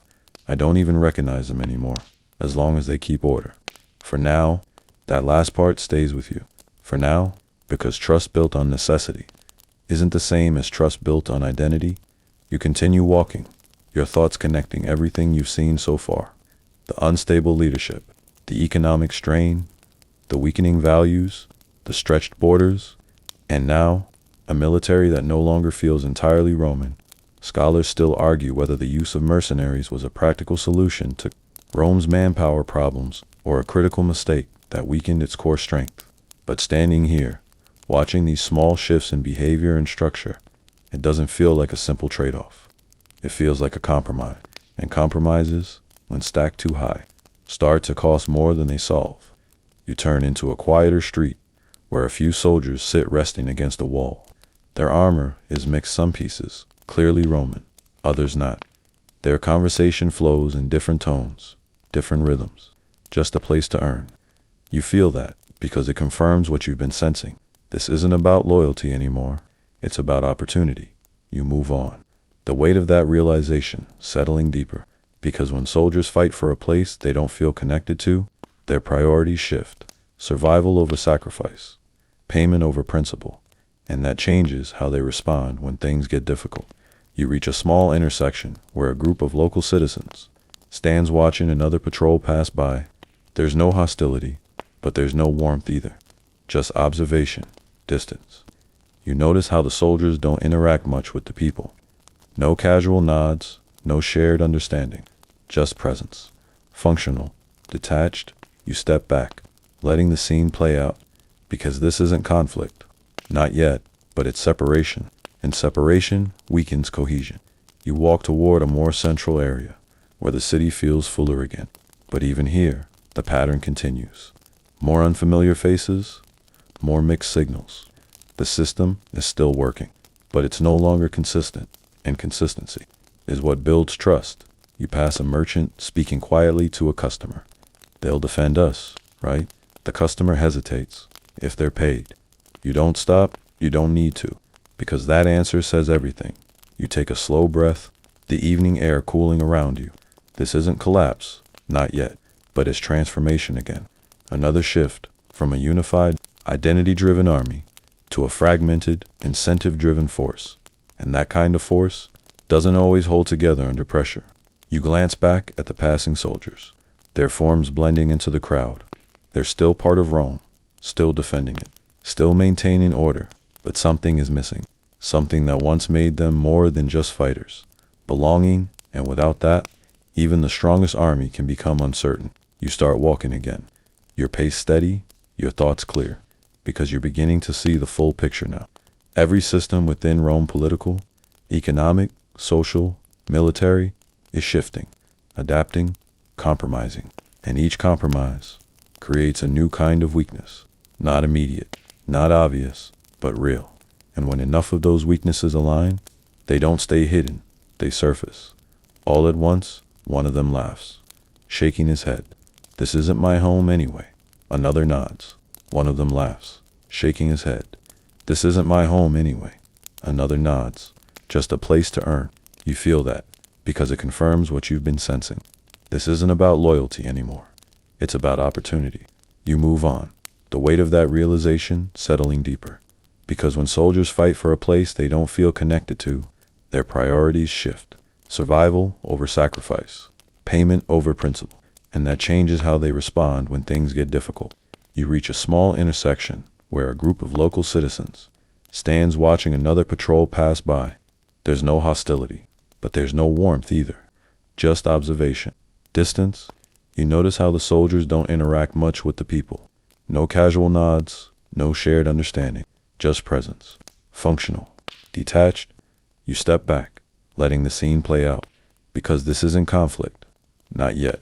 But it's separation. And separation weakens cohesion. You walk toward a more central area, where the city feels fuller again. But even here, the pattern continues.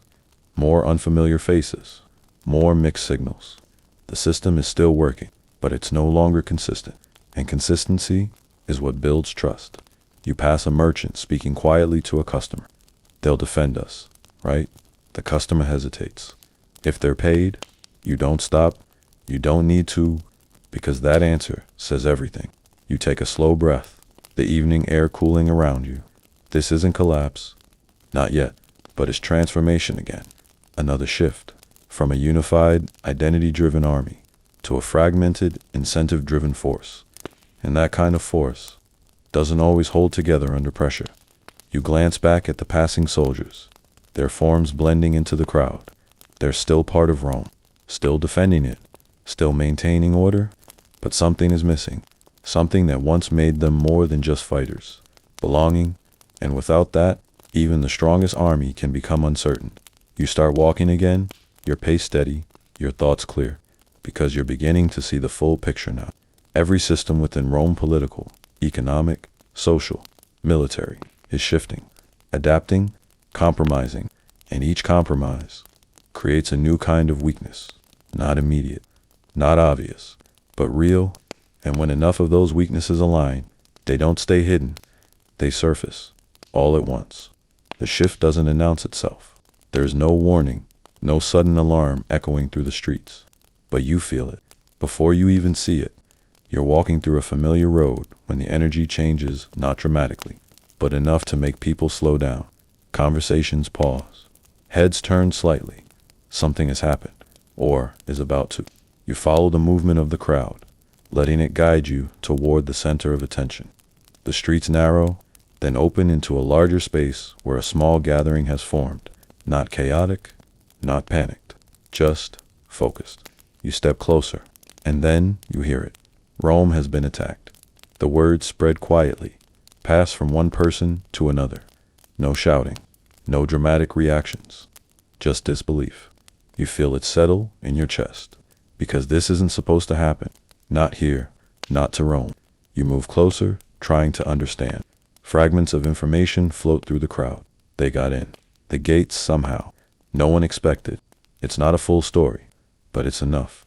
Rome, this massive, powerful, seemingly untouchable city, has been breached. And the shock of it, it's deeper than fear. It's psychological. A known historical moment forms in your mind. One of the most significant shocks to the Roman world was the sack of Rome in 410 AD by the Visigoths. It wasn't just a military event. It shattered the belief that Rome itself was invincible. And standing here, you can feel that shift happening, not in explosions or flames, but in people. You look around. No one is screaming. No one is running. But their faces, they've changed. Confusion, disbelief, a quiet kind of fear that doesn't know where to go yet. You hear a man speak, his voice low but steady. Rome doesn't fall. Another replies, almost automatically. It didn't fall. It was just attacked.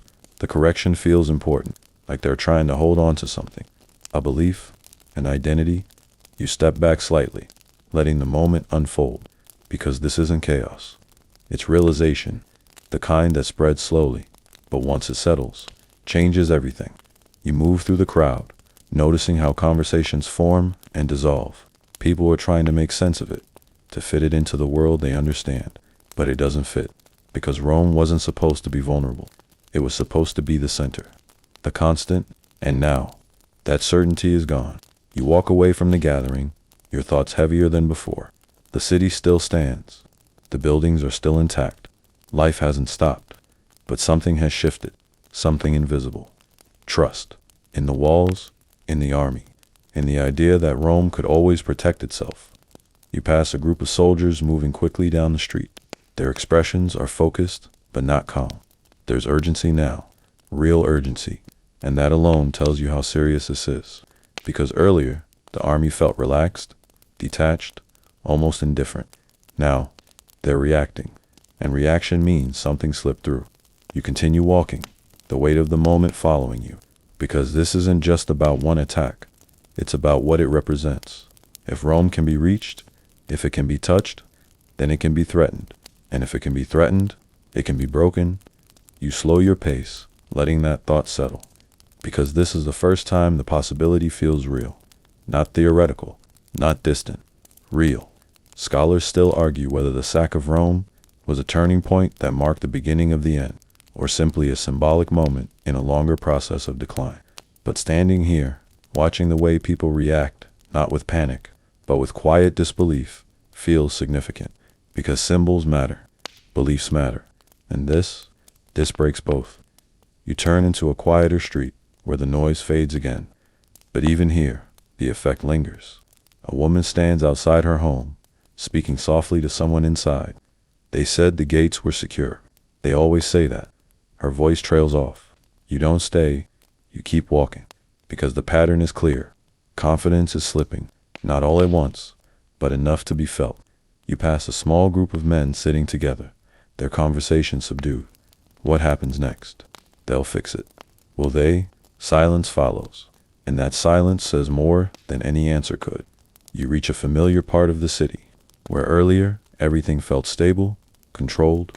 Now it feels different, not broken, but uncertain.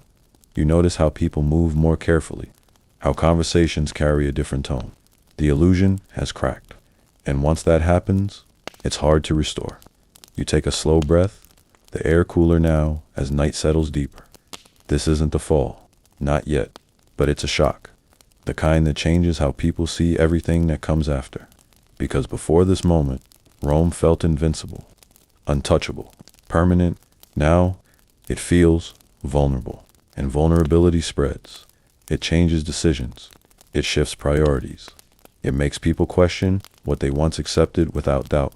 You look around one last time, taking in the city as it continues to function, to move, to live. From a distance, nothing has changed. But up close, everything has, because belief has shifted. And when belief shifts, reality follows. You start walking again, your pace slow, your thoughts steady. This is no longer just a series of small cracks. This is impact, the kind that echoes, the kind that lingers, the kind that tells you something irreversible has begun. The city doesn't sleep well anymore. You feel it in the way the night lingers restless, unsettled. Even the quiet moments carry a kind of tension, like something is always just about to happen. And by morning, that feeling hasn't gone away. It's grown. You walk through the streets again, but today, the energy is sharper. Not chaotic, but strained. Conversations are quicker, more guarded. People don't linger as long in one place. And everywhere you go, you hear it. Arguments.com. Not loud, not explosive, but constant. You pass by a group gathered near a public building, their voices overlapping just enough to catch fragments. He shouldn't be in power. Then who should? Anyone but him. There's frustration in their tone, not just disagreement. Disbelief. You slow your pace, listening more carefully, because this isn't about small issues. This is about leadership again. But now, it's louder, more visible. You move on, but the pattern repeats itself in different forms. A merchant arguing with a local official. Two men debating in the street, their gestures sharp, their voices tight. No one seems satisfied. No one seems confident in the people making decisions, and that's new, because earlier, the instability was subtle, quiet, almost hidden beneath the surface. Now, it's becoming visible. You turn into a broader road where a small crowd has gathered, not out of curiosity this time, but out of frustration. A man stands slightly elevated, speaking with urgency. We can't keep changing leaders like this. Murmurs ripple through the crowd. Another voice responds. Then fix it. How? Someone else asks. No one answers, because there is no clear answer. A known historical pattern comes into focus. During the later Roman Empire, power struggles became more frequent and more intense. Emperors rose and fell rapidly, often through political maneuvering, betrayal, or military support rather than stable succession. And when leadership changes too often, it stops feeling like leadership. It starts feeling like chaos. You step back from the crowd, letting the noise fade slightly as you process what you're seeing. Because this isn't just instability anymore, it's conflict, not with weapons, but with ideas, with trust, with authority. You walk further. Your pace steady, but your thoughts sharper now. Because everything you've seen so far, the economic strain, the weakening values, the shifting army, the external pressure, the recent shock of attack, it all leads here, to a system that no longer agrees with itself. You pass a pair of soldiers, standing near a post. Their conversation, low but tense. Orders changed again. Which ones? Exactly. They exchange a look, not confused, just tired. You don't stay. You don't need to, because that small moment tells you everything. When even the army doesn't know which orders to follow. Control becomes fragile, unfolding around you in layers of movement and sound. A cart. You continue walking. The city nearly collides with another in the street, both drivers shouting over each other. Watch where you're going. You moved first.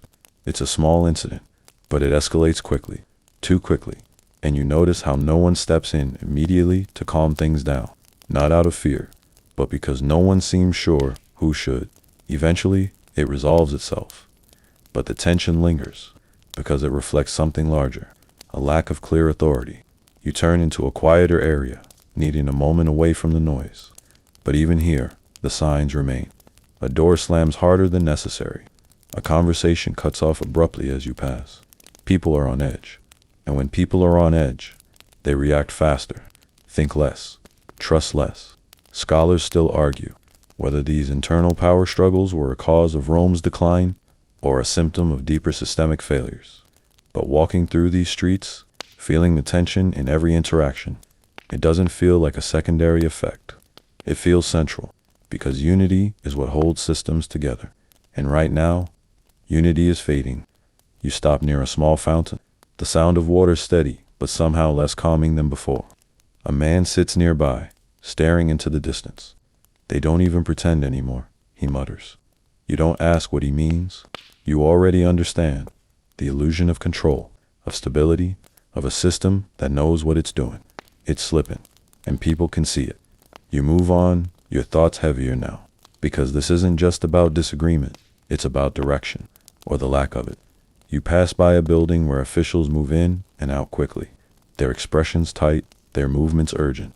Papers change hands. Voices rise and fall behind closed doors. Decisions are being made, but they don't feel solid. They feel reactive, temporary.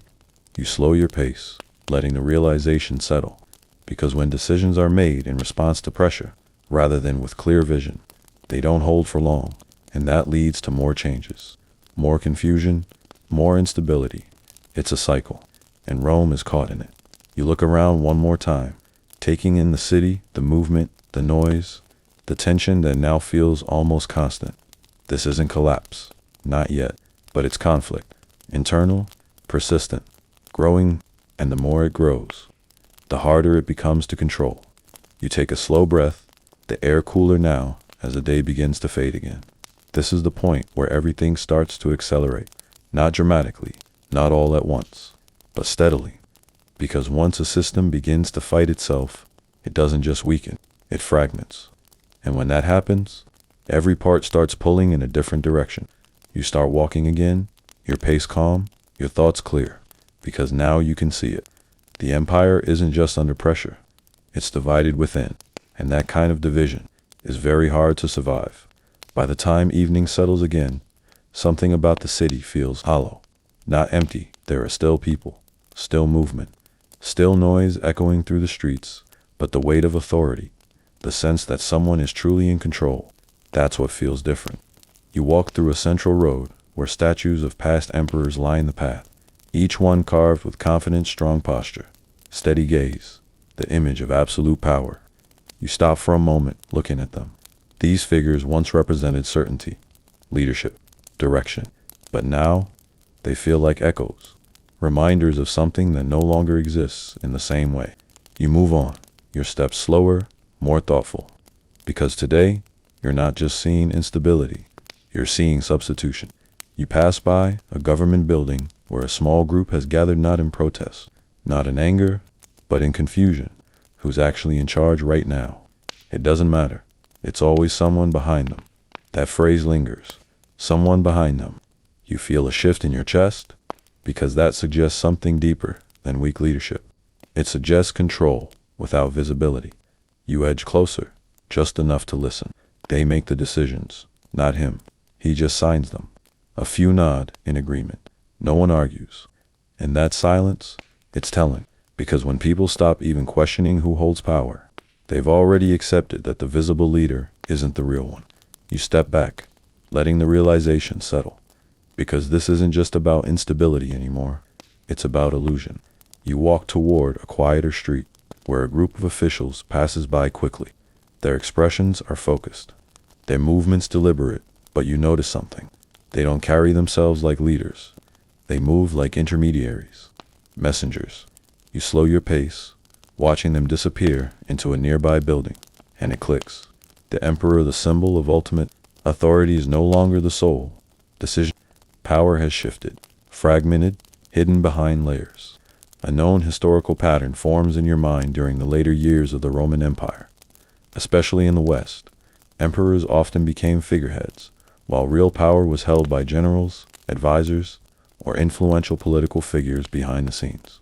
Puppet rulers. The title remains, but the control doesn't. You continue walking, your thoughts steady but heavy, because this kind of system doesn't collapse loudly. It weakens quietly. From the inside, you pass a pair of soldiers standing near a doorway. Their conversation, low but clear enough. He's just a name. Always has been. They don't sound angry, just certain. And that certainty, it's unsettling, because it means the shift is no longer hidden. It's understood. You move on, the city unfolding around you in familiar ways, people moving, trading, talking, but now, everything feels slightly off.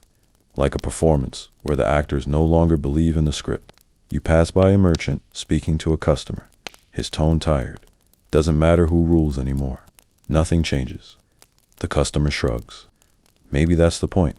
You don't interrupt. You just walk. Because that exchange reflects something deeper.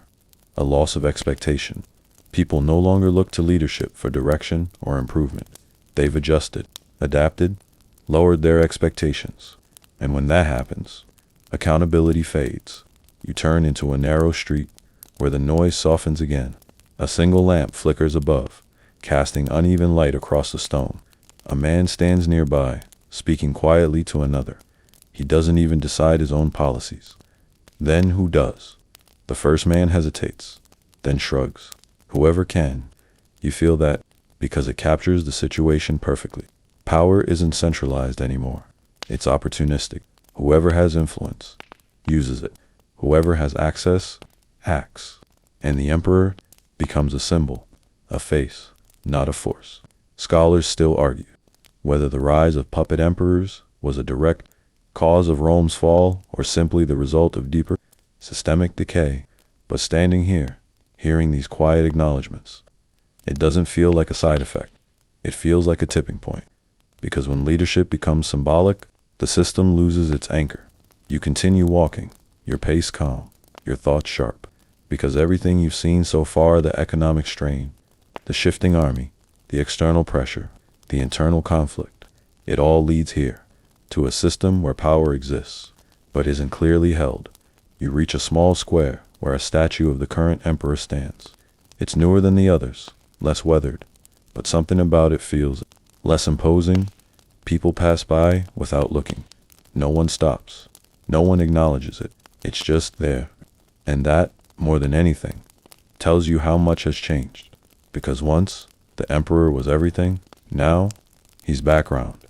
You step closer to the statue, looking up at it. The face is carved with confidence, authority. But it doesn't match what you've seen, what you've heard, what you've felt. And that disconnect is dangerous. You take a slow breath, the cool air grounding you. This isn't collapse, not yet, but it's hollowing, the kind that happens when the structure remains, but the substance fades. You step back from the statue, turning once more toward the city. It's still standing, still functioning, still alive, but now, it feels like something is missing at the center, something that once held everything together, and without it, The system doesn't break immediately. It drifts, uncertain, unstable, until eventually there's nothing left to hold it in place. The feeling builds slowly, not in a single moment, not with a loud shift but like pressure rising in a space with no release. You notice it in the way people move faster now, as if time itself has become uncertain.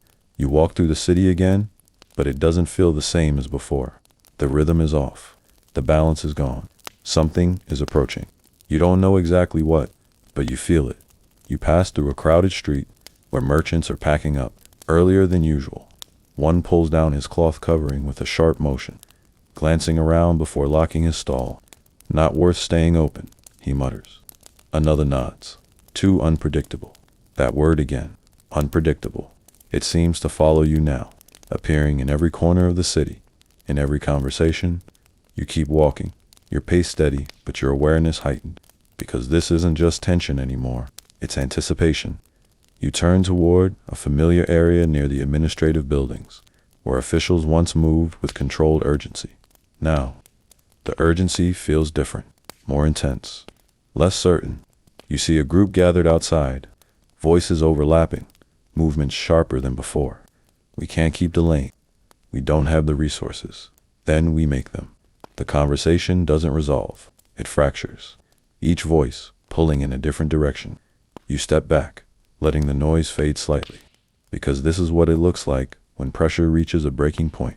Not collapse, but strain, the kind that pushes every part of the system to its limit. You walk away, your thoughts moving faster now, because everything you've seen, the cracks, the shifts, the divisions, it's all building towards something. A moment, not necessarily a single event, but a point where everything converges.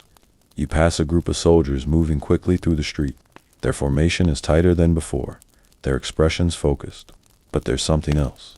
Tension, real tension, not the casual detachment you noticed earlier. This is different. This is awareness.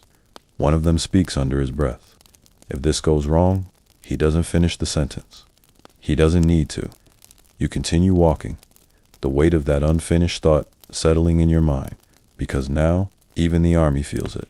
That sense that something is about to happen. And when the army starts to feel uncertain, everything becomes more fragile. A known historical pattern forms in your thought. The final years of the Western Roman Empire, the system didn't collapse all at once.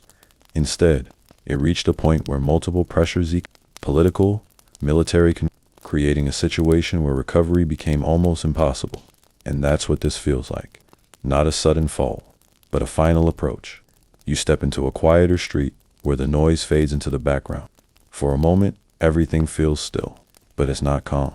It's waiting. You notice how even small details have changed. A guard checking his surroundings more frequently. A merchant counting his coins with tighter focus. A group of citizens speaking in hushed tones, their conversation stopping the moment someone new approaches. Everyone feels it, even if they don't fully understand it. You walk toward the edge of a small square, where a few people stand watching the movement around them. It's all coming together. One says quietly, or falling apart. Another replies. The distinction feels thin now, because at this stage, those two things can look very similar. You move on, your pace slow, deliberate, because you're starting to see the full picture clearly now. This isn't one problem, it's all of them. At once, economic strain, weak leadership, divided power, shifting values, external pressure, a fragmented army, hidden conspiracies. Each one alone could be managed, but together, they create something overwhelming. You reach a familiar road where earlier everything felt stable. Now, it feels tense, compressed, like a structure under too much weight. You stop for a moment, looking around.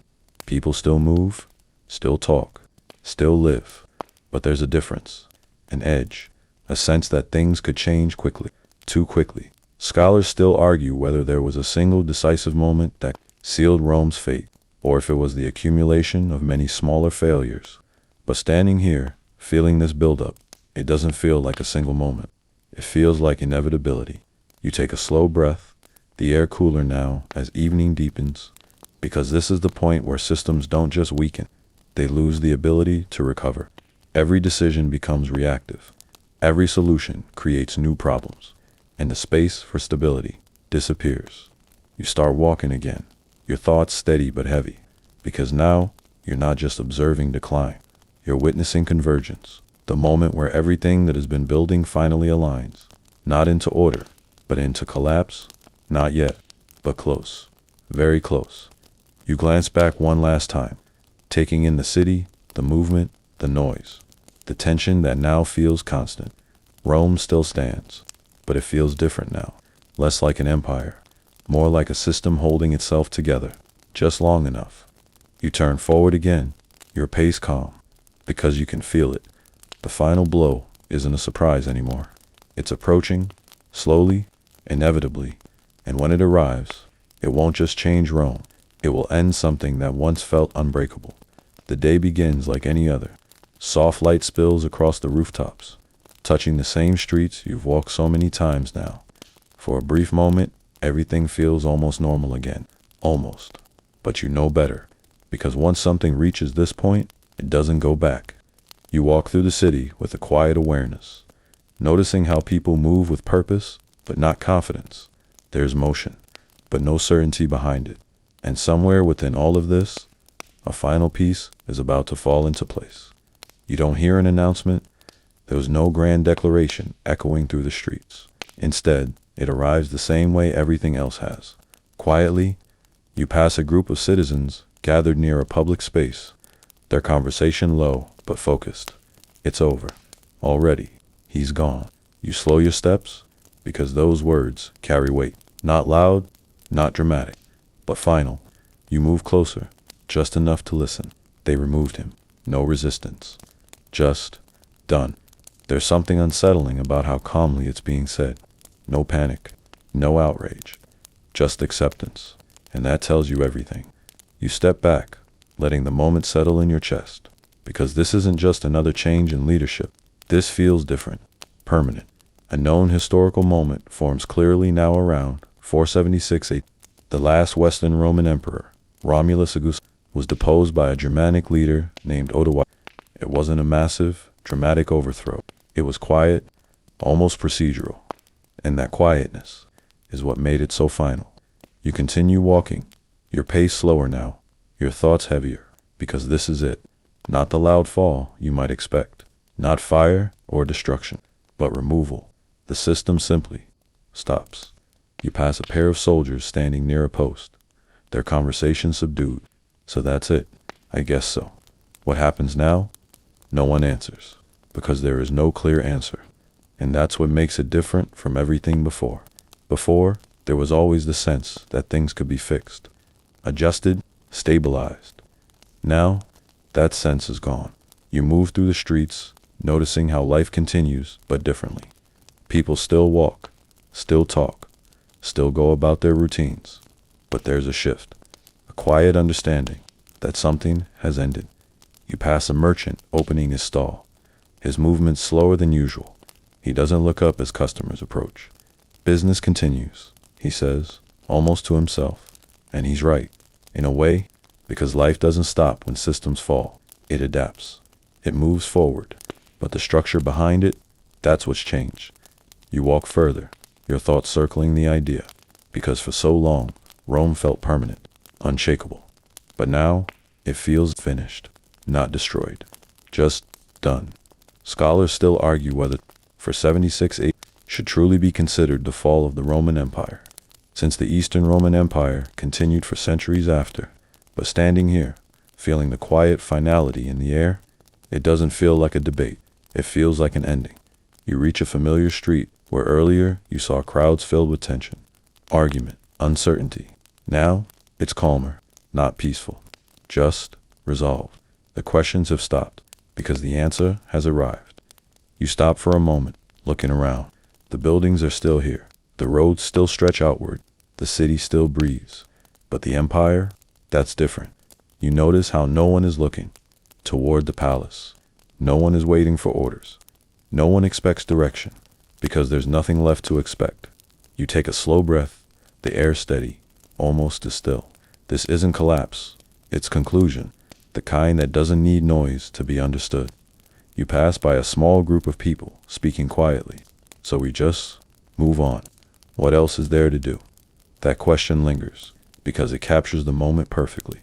What happens after something that felt eternal ends?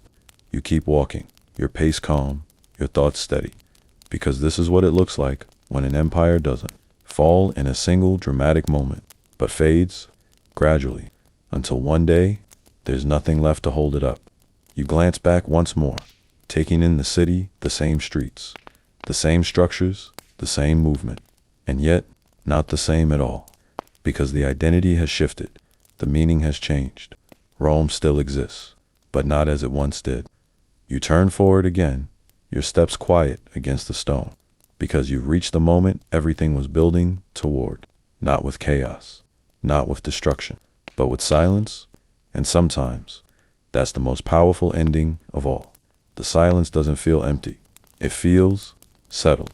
You walk through the city again, but something has changed in a way that's hard to explain at first. The tension you felt before, the constant pressure, the anticipation of something breaking, it's gone. Not because everything is fixed, but because the breaking point has already passed.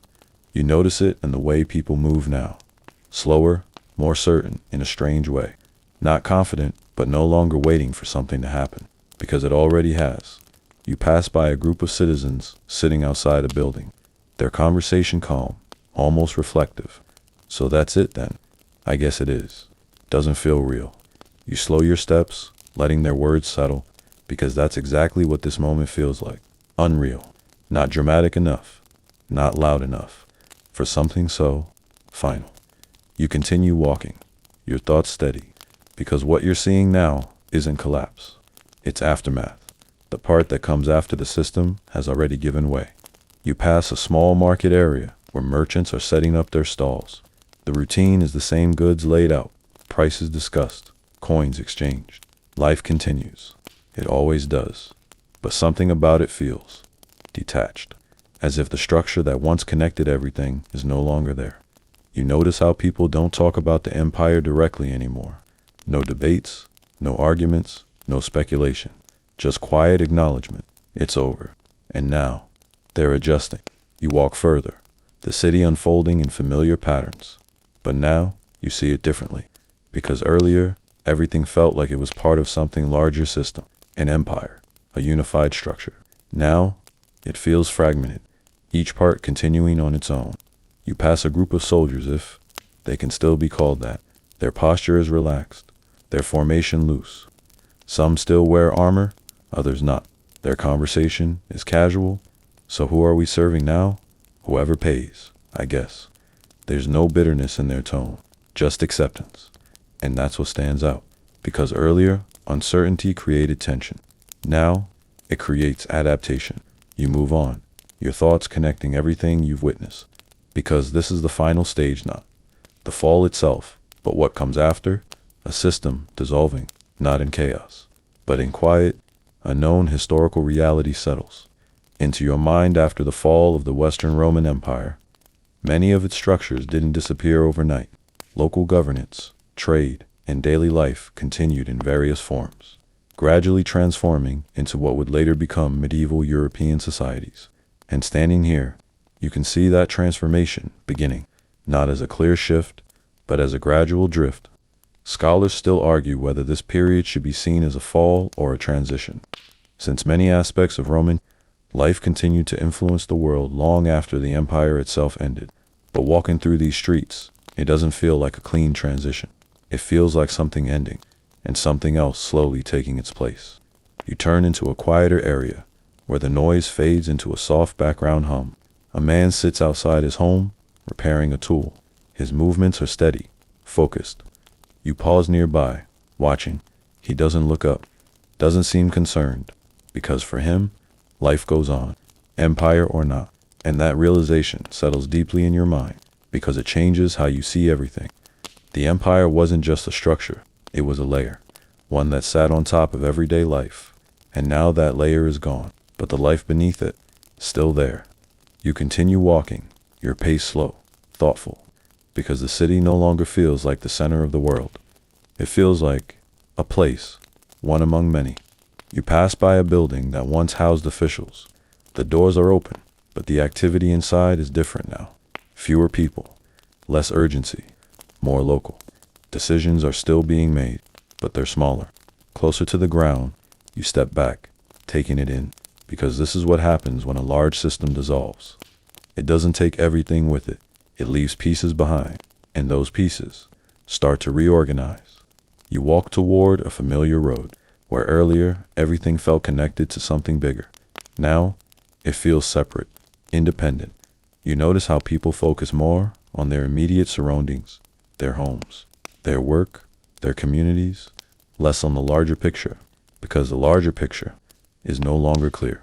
You take a slow breath, the air calm, almost peaceful now. This isn't collapse, it's aftermath.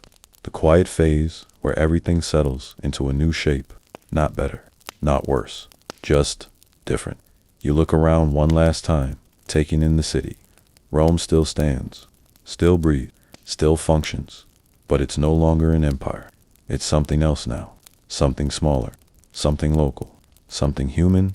You start walking again, your steps steady, your thoughts clear, because you've reached the part that most people don't think about, not the fall itself, but what comes after, and sometimes that part is even more important.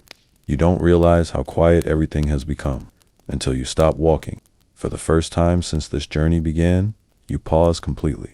No movement, no destination, just stillness. And in that stillness, you finally see it clearly. Rome is still here. The roads stretch out the same way. The buildings stand tall. People move through the streets, talking, working, living. But the feeling, it's different. Not broken, not destroyed, just changed. You take a slow breath, letting the air settle in your chest, because this is the truth that's been building all along. Rome didn't fall in a single moment. It didn't collapse under one great or one final battle. It unraveled, slowly, quietly, piece by piece. You start walking again, but now your steps feel lighter, not because things are better, but because you understand. Everything you saw, the weak leadership, the rising taxes, the restless army, the shifting beliefs, the divided power, the outside pressure, none of it was random. None of it was isolated. It was all connected. Each problem feeding the next. Each weakness making another one worse. Until eventually, the system couldn't hold itself together anymore. You pass by a familiar street, one you've walked before. It looks almost the same, but now you see it differently. Because earlier, you were looking for cracks. Now, you're looking at what remains. And what remains isn't nothing. It's people. Still living, still adapting, still moving forward. A known historical truth settles gently into your thoughts. The Eastern Roman Empire, often called the Byzantine Empire, continued for nearly 1,000 years after the fall of the Western Roman Empire. Even as one part ended, another carried on, preserving pieces of Roman law, culture, and structure. And that matters, because it reminds you this wasn't the end of everything, just the end of something specific. You walk past a group of children playing in the street, their laughter light, unaffected by everything you've just witnessed. They don't know what Rome was. Not really. They only know what it is now, and that's enough for them. You pause for a moment, watching them, because there's something important in that. Life doesn't measure itself by empires. It measures itself by moments, by survival, by continuity. Scholars still argue whether the fall of Rome should be seen as a tragedy or simply a transformation into a new era. But standing here, watching the city continue in its quieter, smaller form, it doesn't feel like a tragedy. It feels like a transition, not sudden, not dramatic, but inevitable. You continue walking, your pace slow, almost reflective now, because the story you've been moving through it wasn't about one event. It was about a process, a long chain of decisions, changes, pressures, and adaptations that gradually reshaped everything. And that's what makes it so powerful, because it means it wasn't an accident. It was a result of choices, of systems, of human behavior. You stop once more, looking out over the city. The sun is lower now, casting a soft golden light across the rooftops. The shadows stretch long, blending the old with the new. And for a moment, everything feels calm. You take a deep breath, because now you understand something important. Empires don't just fall. They fade, they shift, they transform into something else. And often, People don't even notice it happening until it's already done. You close your eyes briefly, letting the quiet settle around you. No urgency, no tension, just stillness. The kind that comes after everything has already been decided. When you open your eyes again, the city is still there, but your perspective has changed. And that's what this journey was really about. Not just watching Rome fall, but understanding how, why, and how quietly it can happen. Now, as the night begins to settle one last time, the pace slows even further. The streets grow softer, the sounds more distant. You walk without purpose now, letting the city fade gently into the background. There's no need to analyze anymore. No need to search for meaning, because you've already found it. You pass by dimly lit homes, their windows glowing faintly. Inside, people rest, talk quietly, prepare for another ordinary day. And that's the final thought that stays with you. Even after something as vast as Rome fades, life doesn't stop. It softens. It continues. It finds a new rhythm. You take one last slow breath, the air calm and cool. And as the city settles into silence, you let your thoughts do the same. No tension, no questions, just quiet understanding. End of script. Sweet dreams.